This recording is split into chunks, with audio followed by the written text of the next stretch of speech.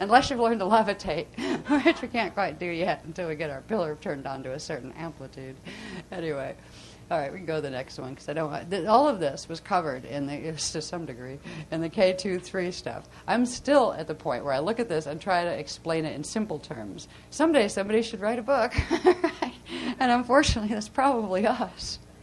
But to put this into book form at this point, it would, the manual itself with just the diagrams is like 100 and some pages. There'd be 1,000 pages to just the K2-3 manual, and we just don't have time to step it down that far yet. This is, again, just showing you quickly what all of that stuff was when you take it apart, so you can see it piece by piece. You had the Akasha grid, okay? The Akasha level of the Kathara grid. Then you have the Eka level of the Kathara grid here, right? Each Kathara grid implies a set of those vortices that aren't shown on here this way, that would run this way. And between those vortices run chambers. This is the laetore chambers that are formed by the Eka template. This is the frequencies that we've been beginning to draw in the body with the laetore flame. Over here, we have the templates of the loti, which go this way on the horizontal. Remember, they're in the context of this, so they're running this way, right? This is over here. These have vortices that are that go this way, and this way, and they create chambers that run this way. The parallel creates the Shaddai Shalaya chambers. Sorry, the Shaddai Shalaya chambers, and over here you have what would be the PCM, or Loti. That's the Loti, and this is the Loti. Chase it across the board. Right here. This would be the Kathara grid that we're working with here. Now, this is on our universal level, and as we have embedded ones all the way down, both dimensionally and density-wise, you have lots of little guys inside of these. But we're just talking right now about your major big one that forms the crystal body around you.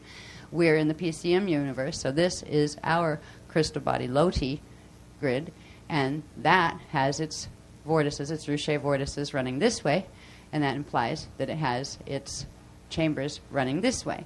So we have the chambers of the Shaddai, no, they're the Shalaya chambers, but they're the Shaddam chambers that are formed by the PCM side, which means they carry more ire as opposed to mane, okay?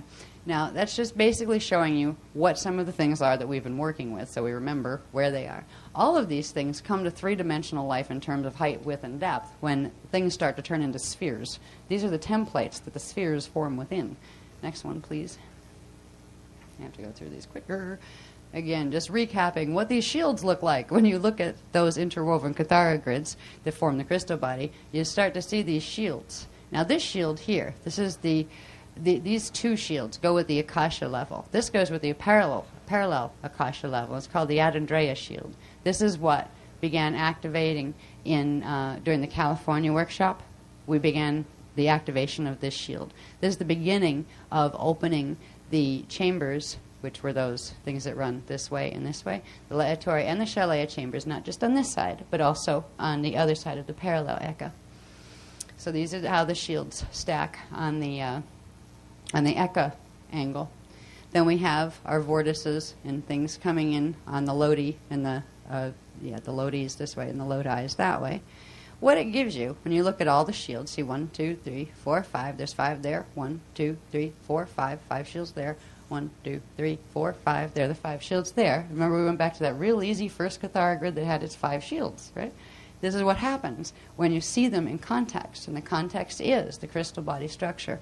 All of that is set by the Christ code. It's a mathematical organization of how frequencies will interface with each other that create very specific things that allow for eternal life or continual spark generation, where once a spark is released, it actually will continue to recreate itself. So there is no death of that spark. It's not energy that gets expended and then is gone. It's perpetual. It just changes form and keeps going. Now, this brings us down to, this was just taking all the numbers out, because these are actually all numbered, that show what numbers of signets, because remember the 12 Kathara centers in each Kathara grid are called signets. They're little shields unto themselves that hold a very specific set of vibrations, or frequency, vibration and oscillation. They flash off and on because they're scalar shields. So this was showing you specifically which ones, all those numbers, correspond directly to which signets interface with which ones. This was just taking all the numbers away so you could see the structure, and that is the basic structure of the crystal body shields and the alignment of the signets. It also shows clearly the rod and the staff. The rod is the horizontal one in relation to our system. This would be our rod, the one running horizontally. On your personal level, it's the one running out this way. All right? And it runs out actually from the Azure. All right? This is the staff. When we're talking about the pillar of power, we're actually talking about both, but primarily it's something that happens inside of the staff currents that allows for, on the atomic level, for the atoms to begin to receive the etheric charges again from the interaction between the male ethos and the female eros and their continual sparking, forming Christos sparks, to begin to bring that into the atomic level, not just the etheric level. When we worked with K2-3 technology so far, we were beginning this process on the etherics, allowing the etherics to begin their process of activating. Now, the next step down is to bring it into the physical, where you make the atomic connection. Next one, please. And if I start to talk really fast, it's because I want to get you to the point where we get to the good stuff. I'm interjecting some of it here to help you see where that combines with what. Now, these, again, these were the consolidated ones. All these were large pictures in the Phoenix manual, and then we shrunk them down to show relationship in the portfolio set, which came out in the California manual. So again, it's just showing you the chambers, the Laadore chambers, the Shalaya chambers in relation to the shields. This is showing you shield dynamics, just if you're just going to look at some of the shield spinning, how that looks. This is showing you the crystal body, and it's interesting because the angles of the crystal body form by the specific interactions across this flat part here. When you come down from the top point, there's this flat area here, and that's actually where you make the connection into the echolota. So the lodum body, both the PKA and the PCM side, the Lodi and the Lotai, have this shape to them, where so does the Lota, but it would have it with its point this way. So these actually open when you have the blending of the Lotum and the Lota, and it forms a 24-pointed one instead of a 12-pointed crystal. Now, when we get into what we were talking about before, buckyballs, this shape is totally twisted. It's contrived where actually they do something called truncation.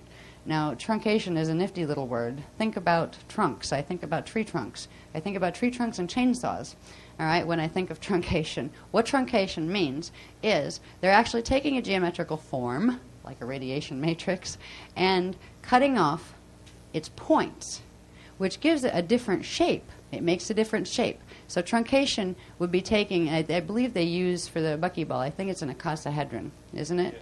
Yeah, and they truncate the icosahedron, which means they shave off its points. Now, its points, if you put this in terms of a crystal body structure, these points are points of interface where frequency from one set of levels is supposed to interface with another set.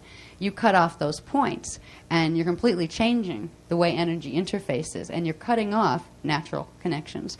The buckyball, Buckminster fullerene, is structured on that type of truncation, and it is very unnatural in relation to the natural form of crystal body structure. So when we're dealing with things like C60, carbon-60 atoms, they're actually not natural structures, even though they can be found in nature. They can be found in nature because this place has been a battleground for the last very many billion years, and you can find them all over the place, particularly in proximity, from what the Beloved has said, to stars that had been imploded through unnatural means. You'll particularly find them in star dust kind of stuff, that kind of thing. But they also appear in other ways, and you can manufacture them by bending arcs of light in certain ways, and I think they're learning to do that already on the planet. But anyway, the natural crystal body structure, and again, this is just the template, but that fills out to be a three-dimensional crystal with spheres inside of it, with more crystals inside of that and more spheres inside of that. And on the spheres there's lines, axiotonal lines and meridian lines that run to other lines. There's all sorts of things. We're going to learn about what they are after we remind ourselves of the templates. This was an easy way to see the crystal structure, and this isn't showing all of its facets or anything. This is just showing the basic form of the template. All right, we have the one that would go with the Eka, the Eka-Lota. We have the one that would go with the Eka-Lotai, the PKA Lotai, which is on the horizontal axis, and we would have our PCM crystal body, which is our Loti crystal body. These are all in the same place, and they react in specific ways with each other as far as bending and sharing of frequency and light. They each have a pillar of power, where this one would run the staff on the horizontal. Our pillar of power would run the staff on the vertical, and to them this is vertical, right, over there in the parallel universe. And there'd be another pillar of power that runs the Eka level. The first level we need to turn on is the one that runs the vertical here. Again, just looking at the dynamics of the shields and their relationships with each other and with the signets. This shows the beginning process of, okay, now that you have these shield templates, this is the shape of how things exist. How does it get set in motion? It starts with the anchoring of what's called the monadic beam, where there's these series of vortices here, the Eka Ruche vortices, take frequency from the D13, the center pillar, and they begin to spiral it in. The center pillar anchors in the center and activates these sets of vortices coming down. So this template gives you these sets of vortice structures where now there's frequency from these shields beginning to run in and through and circulate through the center. The spinning of the vector vortices, the Ruche vector vortices, in the Eka Lota is the beginning phase of activating the lotum. It begins setting the heartbeat of the lotum, or the base pulse rhythm. The base pulse rhythm is literally how fast or slow, or the sequences of how energy is pulsing from the seed atom centers, from the center, out through the grid and back again. So it's literally like the expansion and contraction rhythm of energy through the Lodi crystal body. That's the heartbeat. It's closely related to the breathing rhythm, which is also about expansion and contraction. But the breathing rhythm specifically refers to the pillar of power, which we didn't get into when we were doing K2-3. We learned about the heartbeat and the base pulse rhythm being set, the base flow or rhythm of expansion and contraction of energy from the seed atoms outward and back again. But there's another rhythm that has to do with the speed of manufacture, or the rhythm of manufacture of spark units, or units of radiation, that form as a result of particum and particum sparking with each other to form crisp sparks. The rhythm, the breathing rhythm of the lotum is set by that, the sparking rhythm, how fast and how often, and what is the cycle on which these sparks collide, these units of radiation collide with each other to form, again, more sparks. So we have the heartbeat set by the monadic beam anchoring frequency and beginning the circulation process. That means beginning the spin of the Merkaba fields, beginning to circulate energy through the lotum into the crystal body and then back out again to the lota. The next step that we learn about as we go into K4 is going to be about the breathing rhythm, and it's really fascinating. I'll do my best to explain it to you, too, because I'm just learning it. Yeah, we're all in the same place with this one, as usual. All right, this again is just showing what we learned in K2-3. If we're looking at just the lotum, all right, we're not showing the other lota grid that runs this way. This is just showing you the PCM density grid and the pKa density grid. This is the Loti, and that's the Lotai. All right, and that's showing you the beginning of the crystal body structure itself, almost like the skeleton of the crystal body structure. All right, and that's just showing it that. There's a lot more I could go into on this, but I won't, because we'll never get to where we need to get to. That's just a reminder to show you that structure we just saw, which is the lotum. Remind you, we came from here, right? That was one of those. Well, now you've got one of those going horizontally and one going vertically. All right, these little balls at the end are the monadic balls. They have to do with the frequency of the flames up and through here, the ethos flames up and through here. But I won't go into monad now because there's still tons to learn about monad. And I think it's going to come out in K4 after we get through the ethos and eros, because it's directly connected to the ethos and eros. And if you don't understand that, we're going to be still fumbling around with monad like we have been. We know a little bit about monad, but not enough. All right, go ahead. We know it's the D13 thing that sets the pattern for the rest.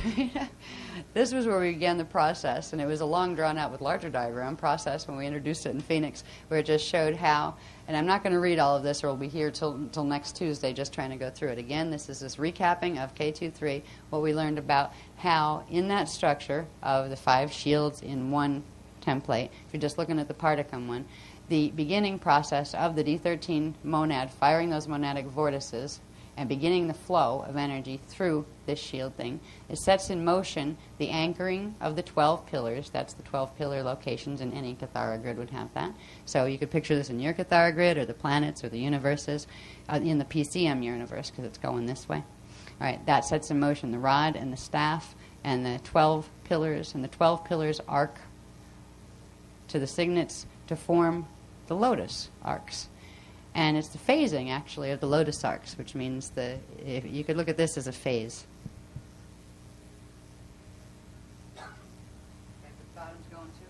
Except I'll fall down if I try that. All right. But the phasing of the lotus arcs actually creates all sorts of different interactions within the rod and staff and within the pillar of power that we'll learn about that allows for the spark currents to be generated. If those arcs can't phase, if they're, first of all, not on their natural 45-degree projection thing, they're not going to phase at a normal rhythm. If, for instance, like in the Daisy of Death, they're stuck over here at 60 degrees from, I call it the 30-degree axis, they're 60 degrees from the 0 point here. So these would be like down here. They're stuck in that direction. They can't phase. They can't pull up and down, which means they can't spark current. All they can allow for is, almost like superconductors, they can circulate energy around them without resistance, but they can't phase to make more energy. So something that's built on a structure that can't phase is a finite structure unless it can suck energy off something else, because it can't replenish its own. So anyway, this showed you how we got lotus arcs, what they came from. We showed you the pillars. This, we got into how the 5 shields and the fact that they're offset created a set of 24 lines, transmission lines. Each shield has a set of 12 nodes in it, these little dots going around. And if they were all on the same axis, you'd only have a set of 12 lines once those nodes transmit vertically and link together. But because the shields are offset, you get a set of 12 running this axis and a set of 12 running between them on this axis. So it begins the process of filling out the shields. The shields start to become lines of frequency, of spark pulse currents, where you have little sparks of radiation that are generated through actually the pillar of power that we get into later. But these are coming actually from these are coming from the seed atom, through the seed atom from the akasha level. This is before the etherics get directly involved. So these are still eka currents coming in from the echolota being stepped down into the lotum. It gives us our 24 set of Lodi lines. These Lodi lines become the axiom lines and the meridian lines. The meridian lines are the ones that blend with ethos and are considered electrical, and the axiom lines are the ones that blend with eros and are considered the magnetic lines. So this is the beginning of the formation of those. We got into in Kathara 2-3 how these sets polarize, and you have one set that expands outward to form the crystal body light grid structure. It interacts with that template structure, and it forms a grid of lines of light on the outside, and then the other polarized portion of these 24 lines goes inside and starts to form an interior pillar. That interior pillar starts to form what are called the stair-step vortices inside the Kathara grid. Now, the pillar of power actually runs through the center of that and out all the way around it. But the main power comes in at the center, as we'll see later. But these are the beginnings of this area here and this area here become the capstones. They're the point of, you could consider them the top points of specialized density Merkabas. This one goes with the ethos field in the PCM grid. So this means that this bottom, your south capstone, is your etheric capstone. It's through that the etheric currents get blended up through with the currents from this universe, the stair-step currents from this universe. This is your Eros capstone. And that would be your north capstone. This applies to the planet as well. Because you have this grid running as the PCM Loti grid, remember there's another one running this way too, that is the Lotai. That's where you get the 4 capstones, where you'd have our north, our south, their north, their south, which becomes our west and our east. Right? So this is beginning to, all of this in K23 showed you the templates that form the structures we're going to be dealing with. So you see that it's not somebody just saying, oh, well, you have one of these, it's there. Well, how did it get there? You know, they're showing you how it got there from the template level up into where it manifests. Now, when this and that are put together, you end up with this. You have a Merkaba inside here. The big Merkaba forms around the Cathara grid this way. You have the capstones rotating actually up here. You would have, I believe, let me have to see. I'd have to get my alignments. I don't have them marked on this particular one. But the capstones would be up in through here, and I believe they stick out beyond it. They're out here. All right, so this would be K12, right? Cathara Center 12. And that, I believe, is down in here. The top of the Merkaba is parallel 14, and that implies that the capstones are coming up above the shape of the crystal body light grid. This is still just the light grid level. This isn't filled out to be a crystalline structure of units of energy. A crystal body itself is a radiation matrix made of units of radiation that accrete together in specific geometrical relationships. So when we're talking about crystal body, that's what a crystal is. That's what even here, if you look at crystals under a microscope, what they are units of what? Matter. Well, what is matter? If you take matter down to its core, you end up with protons and electrons and neutrons. And protons and neutrons, at least, are made out of sparks or quarks, what science calls quarks. So it's all about sparks arranging themselves. You can call them quarks or you can call them sparks, but the same things. And they're the building blocks of what matter is made out of. So these are still in the form of light that's at such a high frequency level that it's not even considered light in this spectrum down here. It's part of your crystal body anatomy, but it's just the beginning phases. Next one, please. How am I doing on time? How am I doing on time? It figures they do the formal tonight. Oh, that's not too bad. Yeah, the formal is tonight. One of the formal dinners, the two, it figures they do it tonight. You know, it had to be the night after the workshop. Couldn't they have done it on one of the nights that we weren't? You know, we didn't know which night they were going to have it on. We would have tried to schedule the workshops around it. Anyway, well, I should be able to get through where I need to go. Anyway, this is showing just more specifically how the beginning process, after the monadic beam anchors the spark of frequency, the D13 current, down into the center of the lotum. And it's just showing you here the Loti crystal body, where these same processes were also happening simultaneously in the antiparticle side, in the Loti crystal body. So this is just showing you in bigger detail how the monadic beam anchors. The monadic beam anchors, it creates the anchoring of the 12, what are called spindle pillars, and then the spindle pillars create the arcs, and the spinning of these creates the rod and staff currents. All right, so we know the basic structure. We can go through this next set fast. Yeah, they're just showing it bigger, so you can see them bigger. Yeah, I guess so. Yeah, we don't need to go through the big ones, because we did this in Phoenix. Yeah. All right, again, this is showing a little bit more detail on the shield structure, where it's showing you a basic singular shield here, where you have these little tiny Cathara grids with arcs in them, arc patterns in them, plus you have a main arc pattern and the ruche at the center. That's the template that is going to become the three-dimensional blueprint. Each one of these ends up becoming a Taliya vector vortice. It projects upward as frequency comes through the shield. Its image is projected upward and outward out to those Lodi lines that are in the crystal grid outside of it. And this is where you start to have the template filling out in 3 dimensions as far as height, width, and depth goes. So these are the patterns of the shields. This is just one shield. This would be one set of 3-dimensional shields in its density shield. This would be the density shield. Then you have the D3, the D2, and the D1 shield in there. And they're all projecting out vector vortices at different angles that interact with each other, blending frequency currents, both currents going outward and currents coming inward. And it's not like somebody didn't know what they were doing when they designed this stuff. If this was an accident, yeah, right. I mean, the sophistication of the design of the templates that it takes to create three-dimensional matter holograms is just absolutely fascinating. Science is just learning to play with holographic technology here, where they're bending things at 45 and 90-degree angles to each other and seeing if you can project this image into something that looks three-dimensional over there. You know, this is a lot more sophisticated than that. And I couldn't tell you the difference between the two because I haven't studied either except for what I've learned here through the Guardians. So it's like, if I can learn this, you can learn this in enough way to use it effectively. So anyway, that's just showing you the shields. And this was showing you, these charts are all in the K23 manual.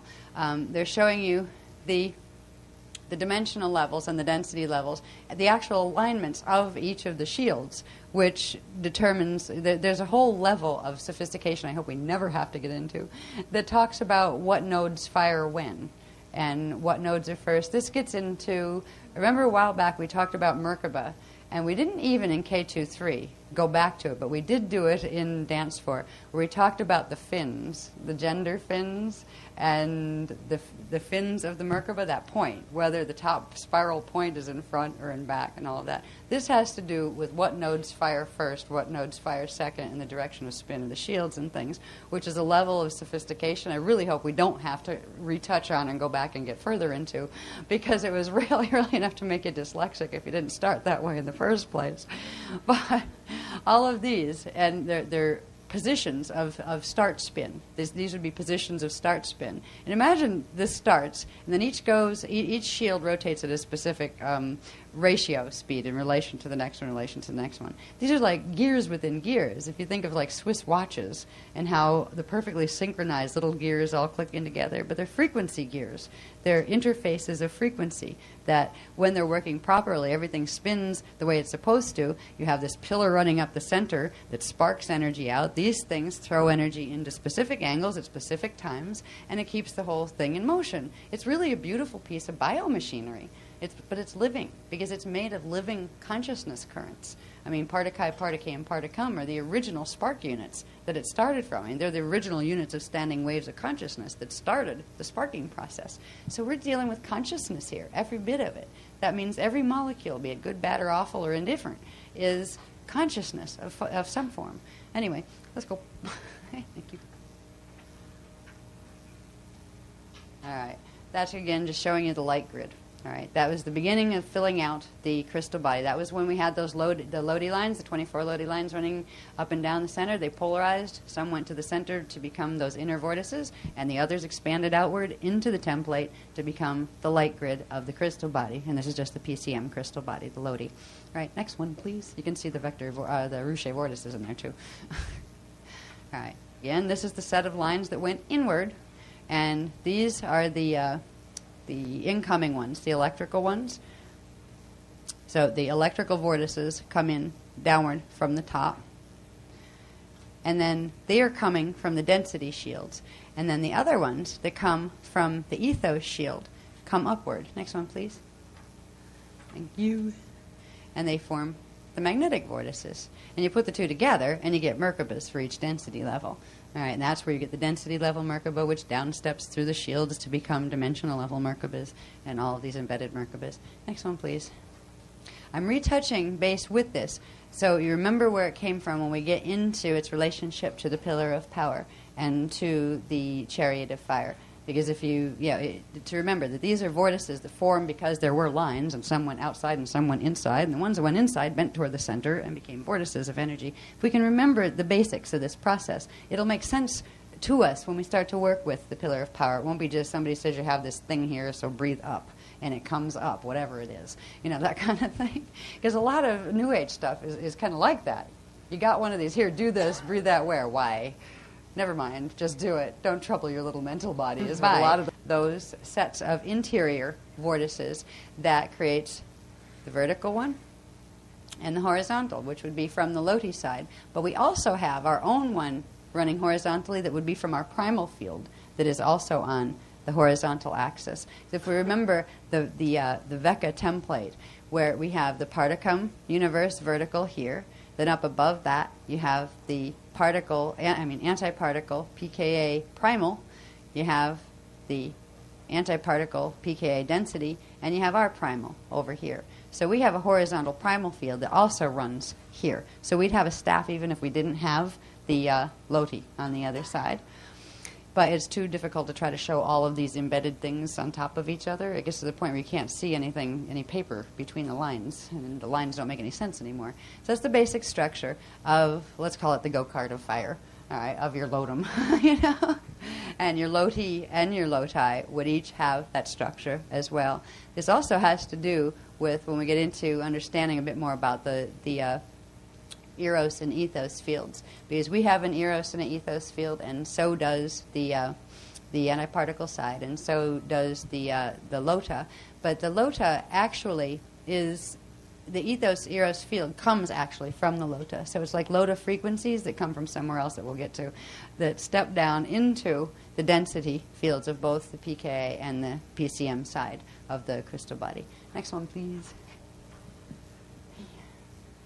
That, again, is our go-kart of fire, looking at the crystal body structure, where it forms, in relationship to those sets of interwoven vortices of the rod and the staff, and the capstones that are the, what these connect to up on the top. You'd have your Merkaba seals up there, and that would be like parallel 14. Our PCM ones would plug into parallel 14, D14 on their primal field, and they plug into our primal 14. Just put that one out. They're parallel primal. So these capstones connect to 14. Somewhere in there, there's some interesting things that happen with 13, the D13 fields, and that's where we get into pillar of power things as well. And then it goes down into the D12 level of the PCM grid, which is down here. So all these things are up above your Kathara Center 12, all right, and they're down below your Kathara Center 1, where they come in, but they plug right in to the shields through those Kathara centers. All right, next one, please. That's just showing sort of your relationship to it. Remember, that's your density 4 body. That's your avatar level self, and you got lots of little cells going down in there. Actually, 3 more levels down. So you've got lots of yourselves in there.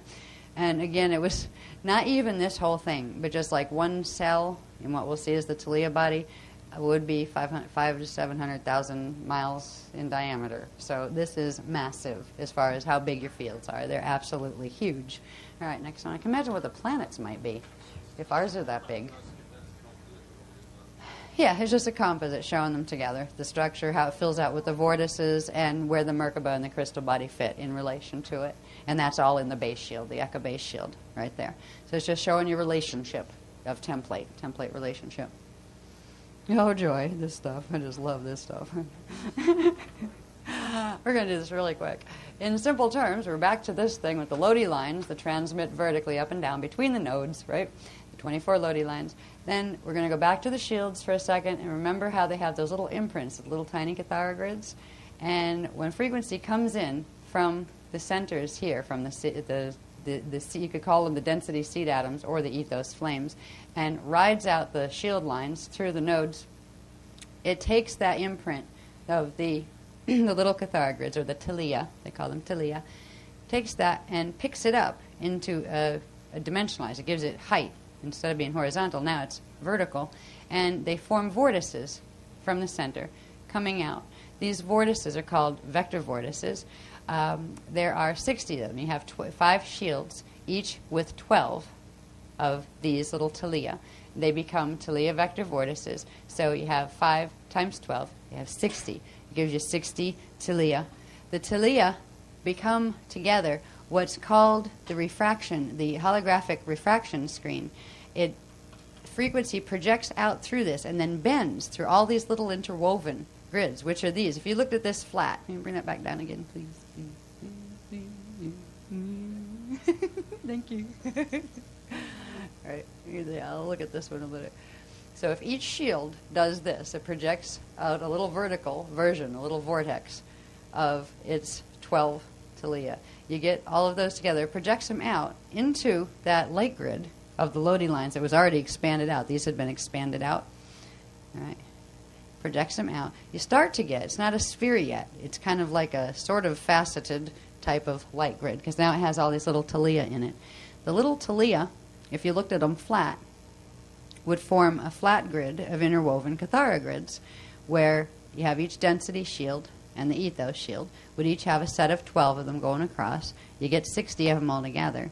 These bend frequency, and they bend and blend frequency. The frequency pulses out from the center shield, pulses, expands the talia vector vortice out, and then hits the Lodi lines that would be out here, hits the Lodi lines, draws in a set of 3 Lodi lines into itself, and then does a whole bunch of things as far as blending and polarizing. It sends some of the frequency vertically up from the 3 points. If you look at one of those Kathara grids, there would be transmissions coming on the 3 pillars, one on the side of each side and then one through the center. These transmission lines all run together from each of the shields, and they step down the frequencies of the Lodi lines to become a set of 12, what would be your ethos, they'd be the electrical meridian lines, which are these little guys that form in between, and the main lines that form through the main currents coming out of the top ones, because this is the density 4 shield, that's the strongest one. These are the main axiom lines that would come out of the tips of those. And this is where you begin the breakdown of the structure of Lodi lines coming down into a set of polarized lines, where you have axiom lines and you have meridian lines. Now, these lines are not just at that level. They actually downstep all the way down, so you have layers of these lines moving down through each of the densities when you get into the density bodies. But in understanding this is a refraction screen, which means it takes energy and it takes frequency, the frequency that's being pulsed out from the seed atoms at the center, and it bends it and blends it. It also sends, as well as sending things vertically, it sends some currents horizontally, which means it's forming grids. It's forming grids of energy within itself. It's also sending a back pulse back through its center node, which serves as its little talia seed atom, sending the back pulse back into the seed atom. So it's beginning the process of circulating frequency from the inside of the center point of the shield to the outside of the shield and beyond it into the crystal body structure. This is still just the beginning point of circulation. There's a lot more to circulation that happens when we get involved with the pillar of power, which is where these currents that are still, they're not etheric right now, they're higher frequency, higher dimensional currents. Even the D1, 2, and 3 currents are not down into what would be considered particulate phase yet. You have currents that are Partakai currents that are made of what are called kilana.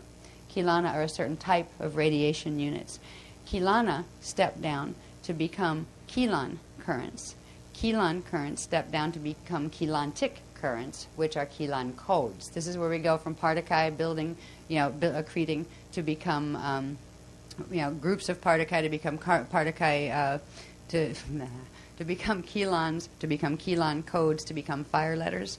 All right, so these currents, there's a process of step down. We're still up in the level where their Partakai currents that are made of Kilan radiation units have stepped down. They step down through this grid to become what are called Partakate currents, as opposed to Partakai currents. Now, Partakate currents exist between the state that we've called ionic particulates, which are the 15 ray currents, and the state of Partakai currents, which are made of things called Kilana. And then the next ones, these are Kilan currents, the beginning. Partakates are the beginning of Kilan currents. That's before you get to atomic currents. So there's this whole process of energy units interacting with other energy units, sparking, and each time you get a set on one level, let's say you have a positive charge one, a negative charge one on one level, they come together, they draw together, they cycle, phase, and create a spark on the next level down. And that creates the next downstep current. So Partakai spark, and they create Partakates. Partakates spark, and they create something else, and I forget what it's called. There's one step in between those. And then they spark, whatever they are, they haven't gotten into this heavily yet. They phase, and they create ionic particulates, and then ionic particulates phase, and they create atomic currents, or the quarks and things that our atoms and things are made out of here. So there's a whole step-down process, and it begins with the Thalia sphere. This is actually a sphere. It's shown to you in flat form, so you can see how many of what there are here. So you can see how they become, the lines that become the axiotonal and the other lines, the axiotonal and meridian lines. they're actually in the configuration at the template stage.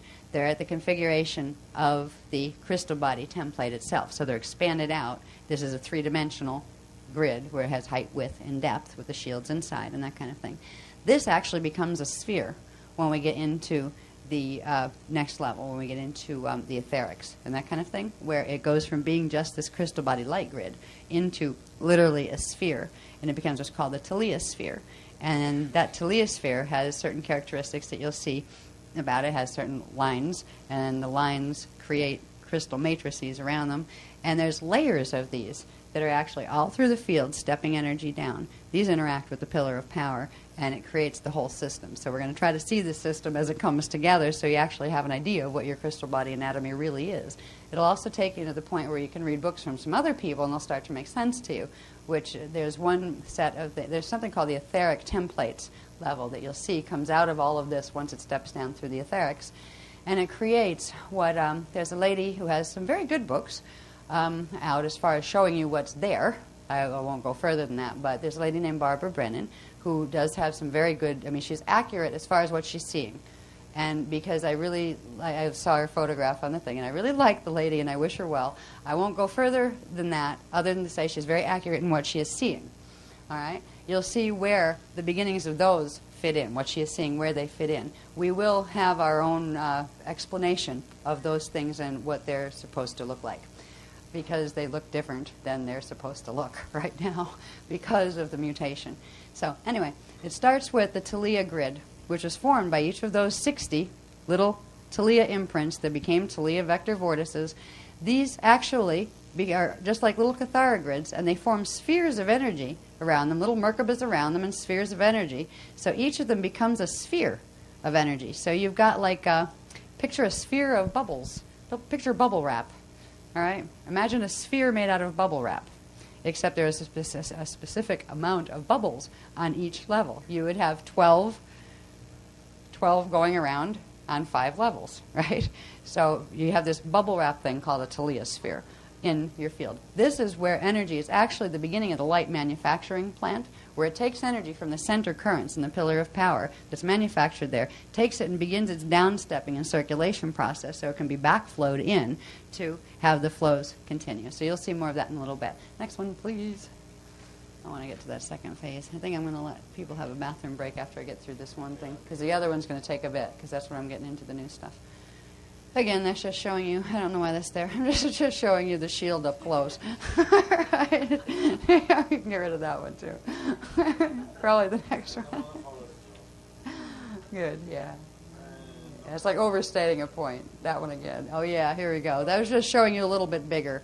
The process of those lines, the Lodi lines, interacting with the shield imprints for the Talia and getting projected outward, forming these little vector vortices here, each one of them. And that's where you get all these little vector vortices that become that Talia grid, let's call it at this point. It becomes the Talia sphere once the spherical dynamics start to come in, when you have the eros and ethos, as you'll see later. Okay? Yeah, we don't need that one there either. Yeah. Yeah. Sometimes I put multiple ways to look at the same thing there. You know, it saves. Sometimes it's useful, sometimes it's just in the way. All right, and again, this is just showing you the product of that Talia, those Talia. You don't see the 60 of them now because it's bent around the shape, right? This is the beginning of a spherical form, but it's still in the light grid form, where it's holding the faceted angles of the template that were formed by the crystal body shield into relationships to begin with, where light is bending in a certain way because of the signet placements within the shields and within the interwoven Cathara grids. So that is the light grid level of the Talia sphere. Next one, please. We're just going to look at these, I think, a little bit closer. One of these I stuck in because it had the numbers on it. Does it have the numbers on it? Yeah. Okay, yeah. No, it doesn't. It doesn't have the numbers on it. Yeah. One of them does. There's another one in there then that has the numbers on it. I stuck it in at the end, yeah. I found it. When we did the Phoenix workshop, we still didn't have what numbers fit. We knew some numbers fit. down here to tell you what numbers of what axiotonal line numbers and what meridian line numbers, right? So at least we finally got what numbers are where, and it has to do with the positions of the nodes on the shields in the density 4 divine blueprint level, which also is mirrored by the ethos level. So it shows you the numbers starting with 6 at the front. All right, so this would be the front of your, once this becomes a sphere, this would be the front of your sphere. There's later, when we go into the newer diagrams, it shows you where, here, like at 9, it's hard to find it on this because I go cross-eyed, but 3 would be east, right? So all this would be behind you on the sphere, and then 9 would be west, and all that would be behind you on the sphere. So it shows where this grid actually folds and becomes a spherical grid of frequency. And each of these, again, has a circle around it. We have another one that shows that doesn't have the numbers on it. But at least it has the circles on it. Trying to get all these diagrams together is a riot, by the way. I mean, if it was not for photocopiers, this wouldn't happen, because they can enlarge and reduce, and they can do it on transparencies, so you can overlay stuff. If not, it'd be insane to try to even draw these. Anyway, next one. Yeah, do I need that one? Yeah, that'll just show you that it shows the spheres plus more. This shows you the interwoven mess of spheres that you get. If you have one grid that, let's say this is our Loti, all right? And in there you have a Kathara grid someplace buried inside that sphere, right? These are your 60 spheres formed by the 60 Talia, all right? But you're looking at them flat again.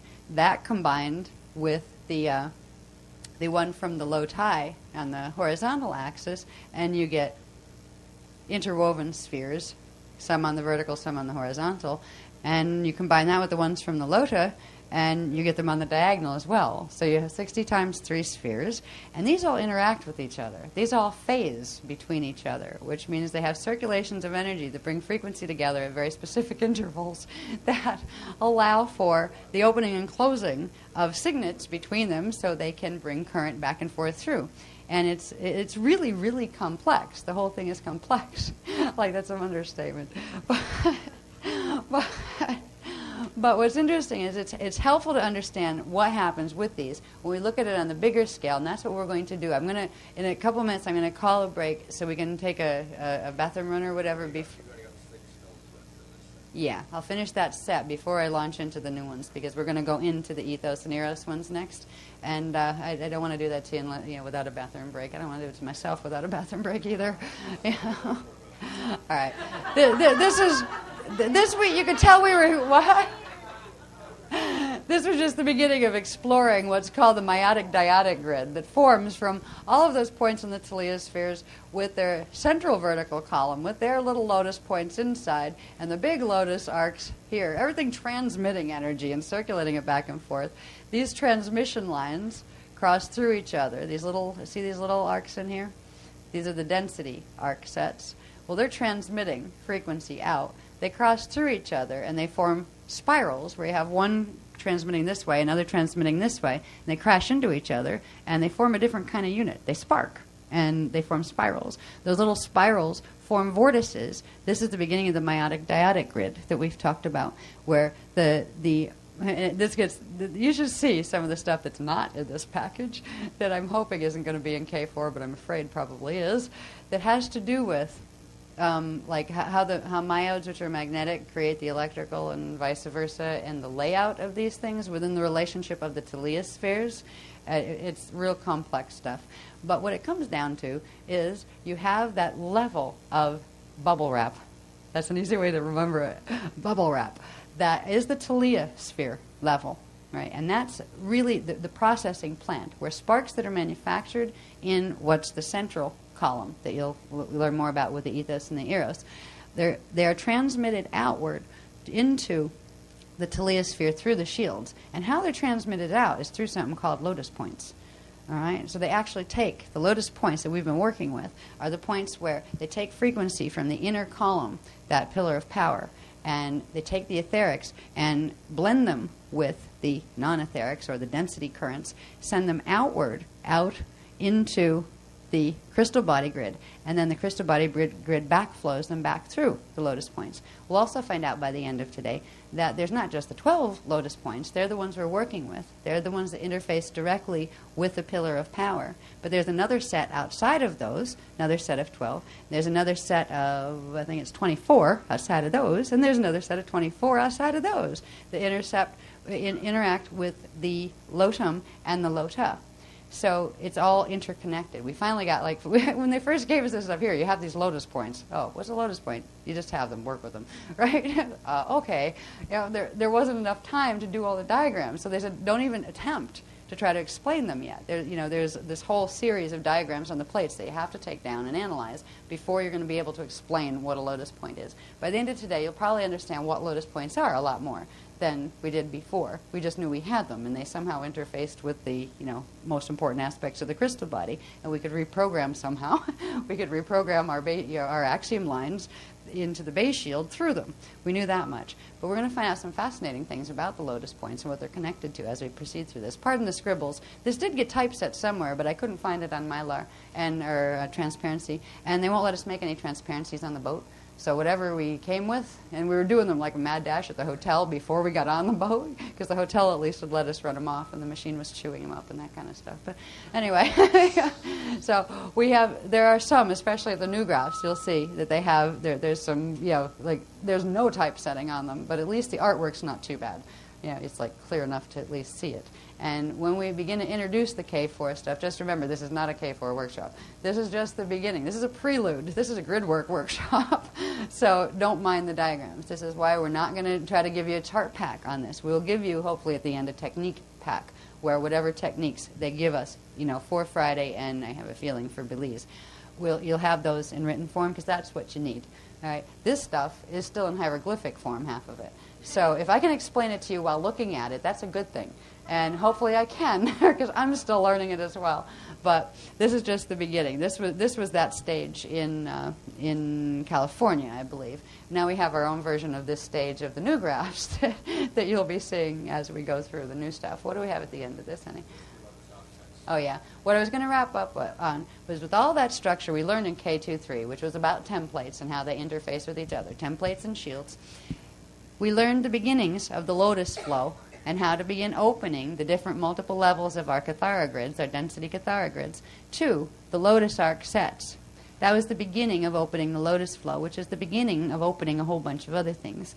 What we're going to learn to do, I think, probably on Tuesday. I get a feeling, that's going to be for Tuesday, because they're going to give us some things. I'm not sure yet. I have to find out. It's either going to happen, I don't think there's going to be a time we can meet before, like right before, I think, because we leave early, don't we?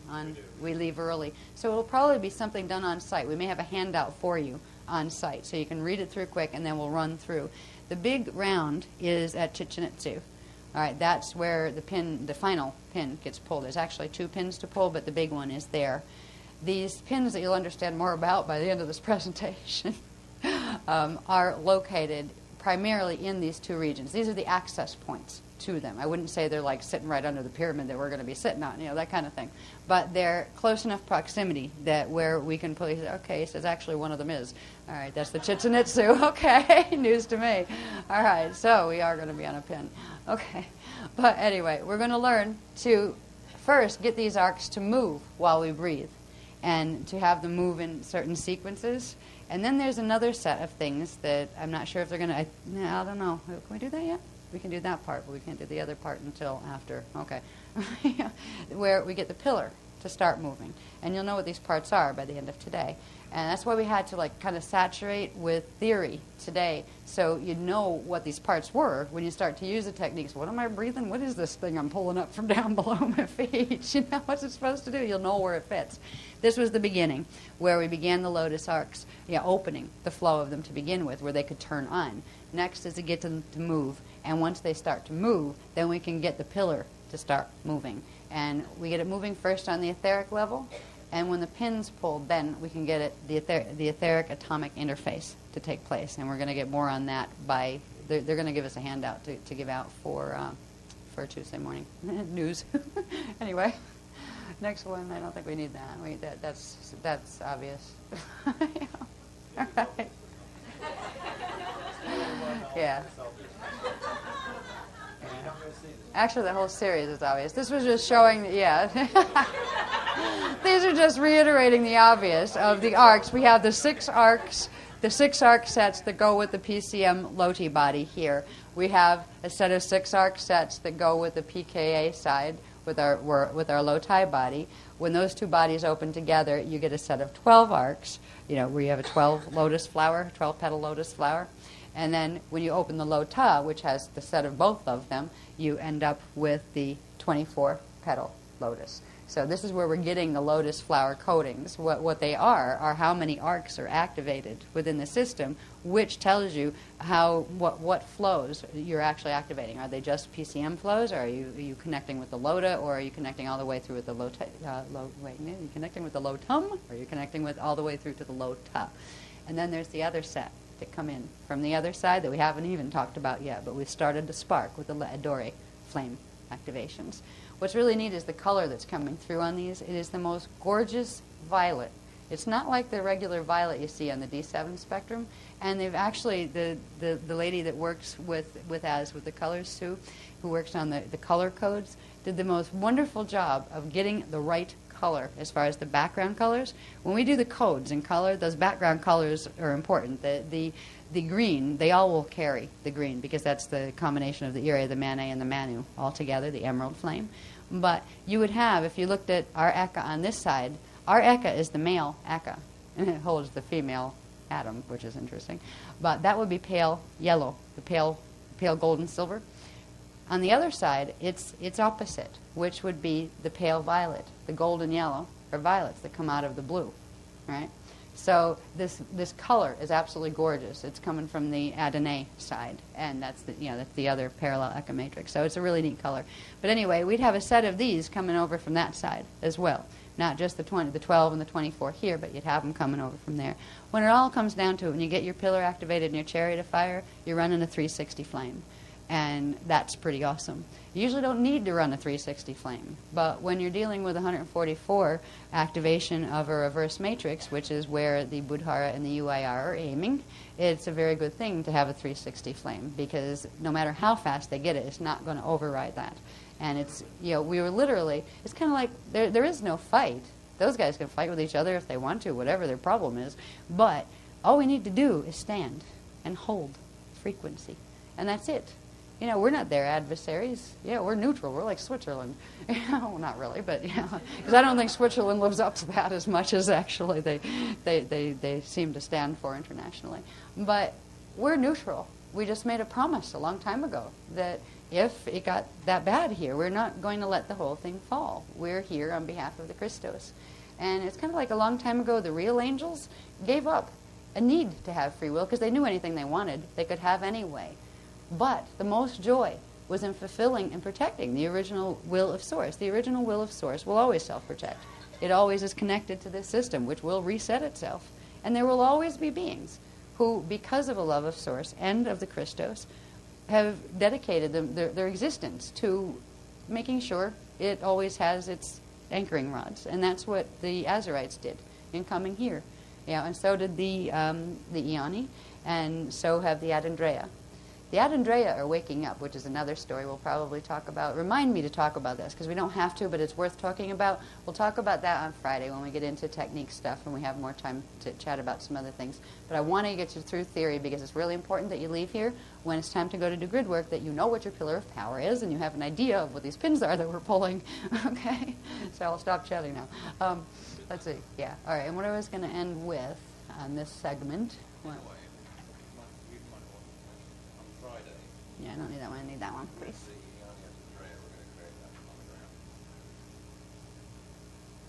Oh, yeah. Okay. Yeah, you can put that back. All right, yeah, we're going to do the ruche stand. Yeah, you could use that to illustrate that. I have a better one in the stuff coming later.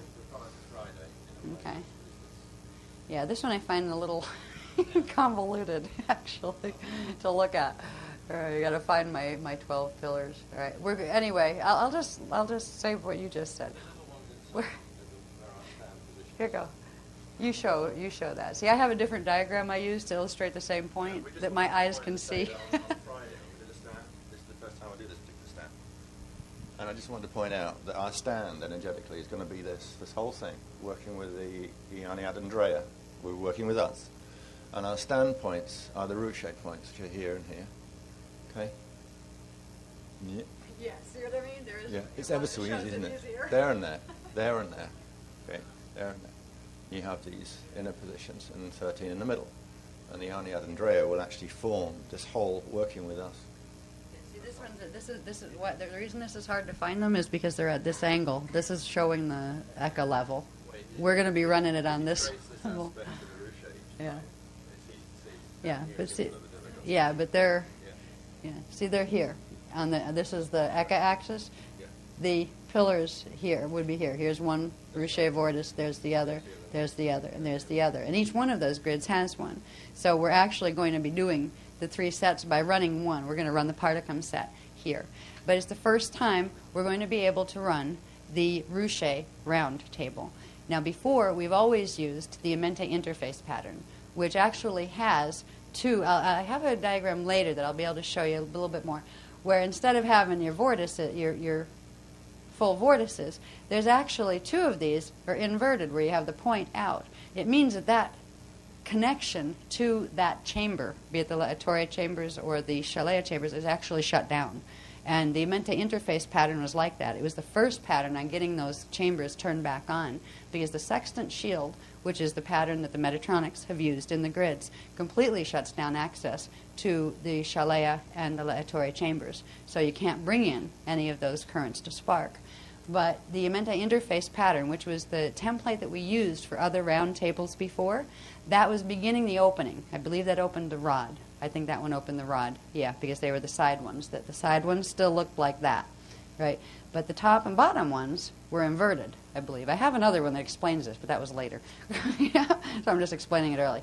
But what we're going to do for the first time is run a full Rushe round table. It's the first time the grids have been able to sustain a full Rushe round table, which means our DNA is going to be able to run a full Rushe round instead of just the Amente interface pattern. And that's really, really big news. It means you can run the full 12 pillars without them having to be bent through the Amente interface pattern just to overstep the mutation. It means it's going to come through and clear the mutation progressively, each pillar at a time, which is different than just sidestepping it and getting it functional enough where someday you're going to have to go back and deal with that mess.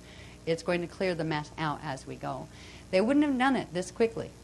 We would have done to step around it and get functional and then go back and fix it if it hadn't been for the Budhara link up with the wormholes. But with their link up, they will be able to do 55 quickly, and then they'll take it right into 144 activation, and all of the grids. We would have lost the third of the grids that we've been holding. So the only way to do it is to hold those grids and to assist the Anunnaki, who are now running away from the UIR, into their Adani host, is to fully anchor the full pillars and to clear the mess now. Because that mess, as long as it's in there, is going to create reverse pull, and it's going to slow our Merkabas down to the point where they get sucked in with the other ones, but not with a full Rushe. And that's why this is where we begin the process of starburst. We anchor a pillar, and we fully run the 360, one pillar at a time, to clear out the Shona field mess so it can't pull us in the opposite direction anymore. And it'll go one pillar at a time. When one pillar is done activating and the next one activates, like we're up for pillar 2 activating during this period now. When that activates, pillar 1 will begin its starburst. That's the atomic pillar. It'll be interesting to see what happens when pillar 2 next year started starburst, because that's the elemental one. And that's usually the level, because we're seeing D2 light here, that's usually the one that there'll be some, you'll notice more effect. I mean, if hurricanes running across wormholes are any indication, we had a little bit of a, hello, it's here. So anyway, we are going to be doing a Rushe round at Chichen Itza, and I think we're going to be doing something a little different at Belize. They're going to tell us. They haven't told us yet what. The whole thing has been on security clearance. But I've been getting pictures for the last 3 weeks, pictures with no words. So, what is that? You'll find out later. Just draw the diagram. What is the diagram? Right? So, fortunately, we have words for them, at least mostly now. We're going to take a 5, or a little bit longer. It's 7 minutes to 5 now. Okay. So 7 minutes to 5. After 5, we're talking again. All right. Or actually, I had scheduled in a half-hour break, so we just take a half of that. We'll do a 15-minute break. Yeah, like quarter after. We'll all be back in. Yeah, between 10 and quarter after, let's be back. Okay? No. But I'm all right. I got through the hectic muddle point. Now the other stuff will go fast. You know? I got lost for 10 minutes trying to find this room, you know. I was out early.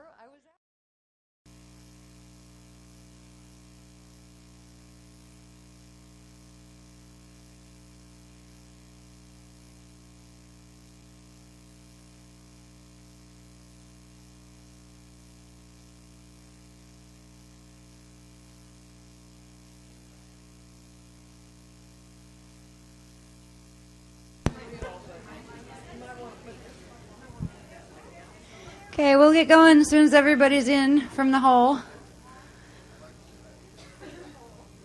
Just because I'd like to be able to, my fantasy is getting done even a little early so you'd have a little more time to get ready for the formal for anybody who's doing the formal dinner thing tonight. But chances of that are probably not real good as far as early. But we should be able to do 8 o'clock like we were intending. That gives a half hour of getting ready for dinner. So we're trying to let you have a good time on your cruise as well, because I know these trips are expensive, you know, for everybody to go on. And it's kind of like if you're going to spend the money, you should be able to get the best of both worlds. Do your guardian service, but also have a good time and have a vacation while you're at it. Okay. I'm waiting here for a moment as it's gone up to get my glasses because I'm a bit, I think, what is it, short? No, nearsighted. I can see near but not far. When it comes to reading these things, usually I don't read them. I just point at pictures and speak it. But this stuff is new to me as well. And I have my little scribbled notes everywhere, and I'm probably going to have to read them, at least at some of them. So I want to wait, I want to get my glasses back. I have left them in my other purse, unfortunately. But this is going to begin the phase of things that are new. That as this material started to come through after California, it was coming through in about 6 different lines of transmission all at the same time. That's where you have 6 notebooks going at the same time, taking down different pieces that go together, but you have no idea how the 6 notebooks go together. It's still somewhere in the vicinity of that condition, but not quite that bad. We do have a linear sequence, which is really helpful. The information in the next block gets into, that's actually the next 2 blocks, there are actually 2 that go together, will introduce what is the eros and the ethos spectrum. It will introduce the Akasha seed atom, the androdan, and its 2 pieces, its magnetic core, which is the matrodon, and the petrodon, which is its electrical outer cells. The seed atom of the Akasha itself follows the same 15-cell format that the Eka does with its Yanesa, but it has all different shield coatings and things. So it's not like, you know, the encryptions that were on the Yanesa. When you see the diagrams for this one, they won't have those on it because they'd have a different set of encryptions because it's the next level up. It's the seed atom out of which the 2 Yanesa seed atoms, this one and the one for parallel, were formed from. It's also this seed atom of the Akasha. This is the core of the God seed. Okay, it holds. I'll launch into this. I'll give this a shot. This is my first time trying to explain this, just so you know. I've been trying to explain it to myself for about 3 weeks. Going, okay, which is which? Now, this diagram over here is a new one that you'll see it bigger in a little bit. It's actually blown up in large size just to show you what it is. This is actually this, which is the center of this. When you put them all together, would represent this center one called the androdan. Now, when we get into seed atoms and flames, all right, we have the Le'atore and the Le'adore flames that we talked about. We have Le'atore 45 over here, Le'adore over here. We have the 360 Adandrea flame. We have the 90 flames that form the monadic flame. So there's 4 90s, if you remember, in a monad. There in the Eka set, there's 4 monads. You have the one for D13 in the particum, one for D13 in the partic, one for the parallel primal light field, pKa, and one for our primal light field in PCM. So these represent the 4 D13 monads. this is called a ruche crest altogether. And every akasha, or eka and akasha has one of these. What forms this is actually the akasha seed atom above the eka seed atom. All right, the eka seed atom is connected to the immediate monad of the eka. But there are actually two monads that are monad clusters, or ruche clusters, that are united through a center seed cell, which is the androdon seed cell. This has to do with what flames break down into what and form the center flames of what akasha bodies or eka bodies.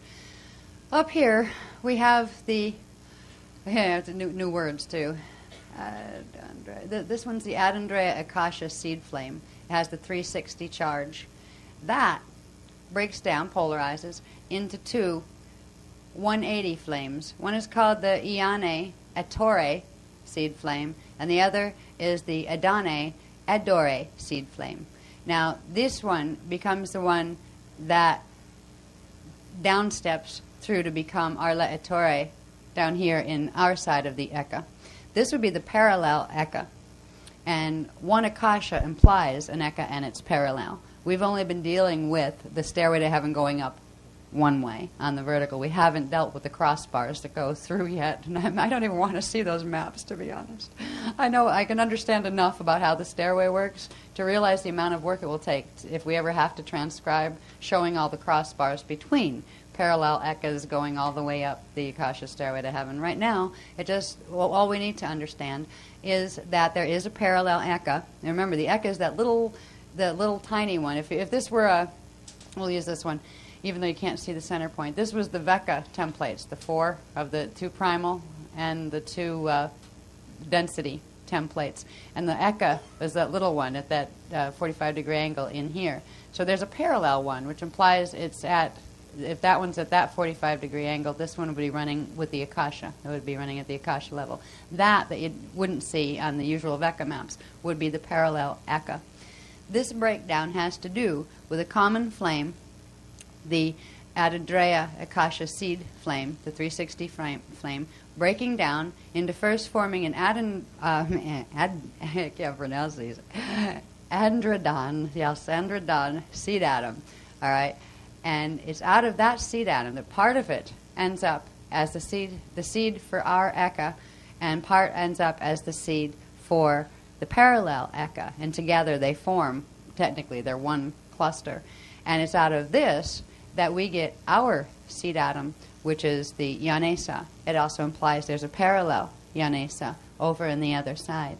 But these systems are united from their first creation imprint, which would be the androdon 360 seed atom that holds the 360 flame. The 360 flame splits first, bless you, into 2 180 flames. And this is where you get the Iane on the Akasha level and the Adane on the Akasha level. These 180 flames, one is called the Ettore seed flame, and one is called the Adore seed flame. All right, they're 180s. They cycle together, and they form another 360, a 360 spark. That becomes another 360 flame that is the Adandreya Amoreya seed flame that we talked about before, being the 360 flame that these guys come out of, breaking down into the Le'atore and the Le'adore that break down into the Shaddam and Shaddai sparks and those kind of things coming down into our eka matrix.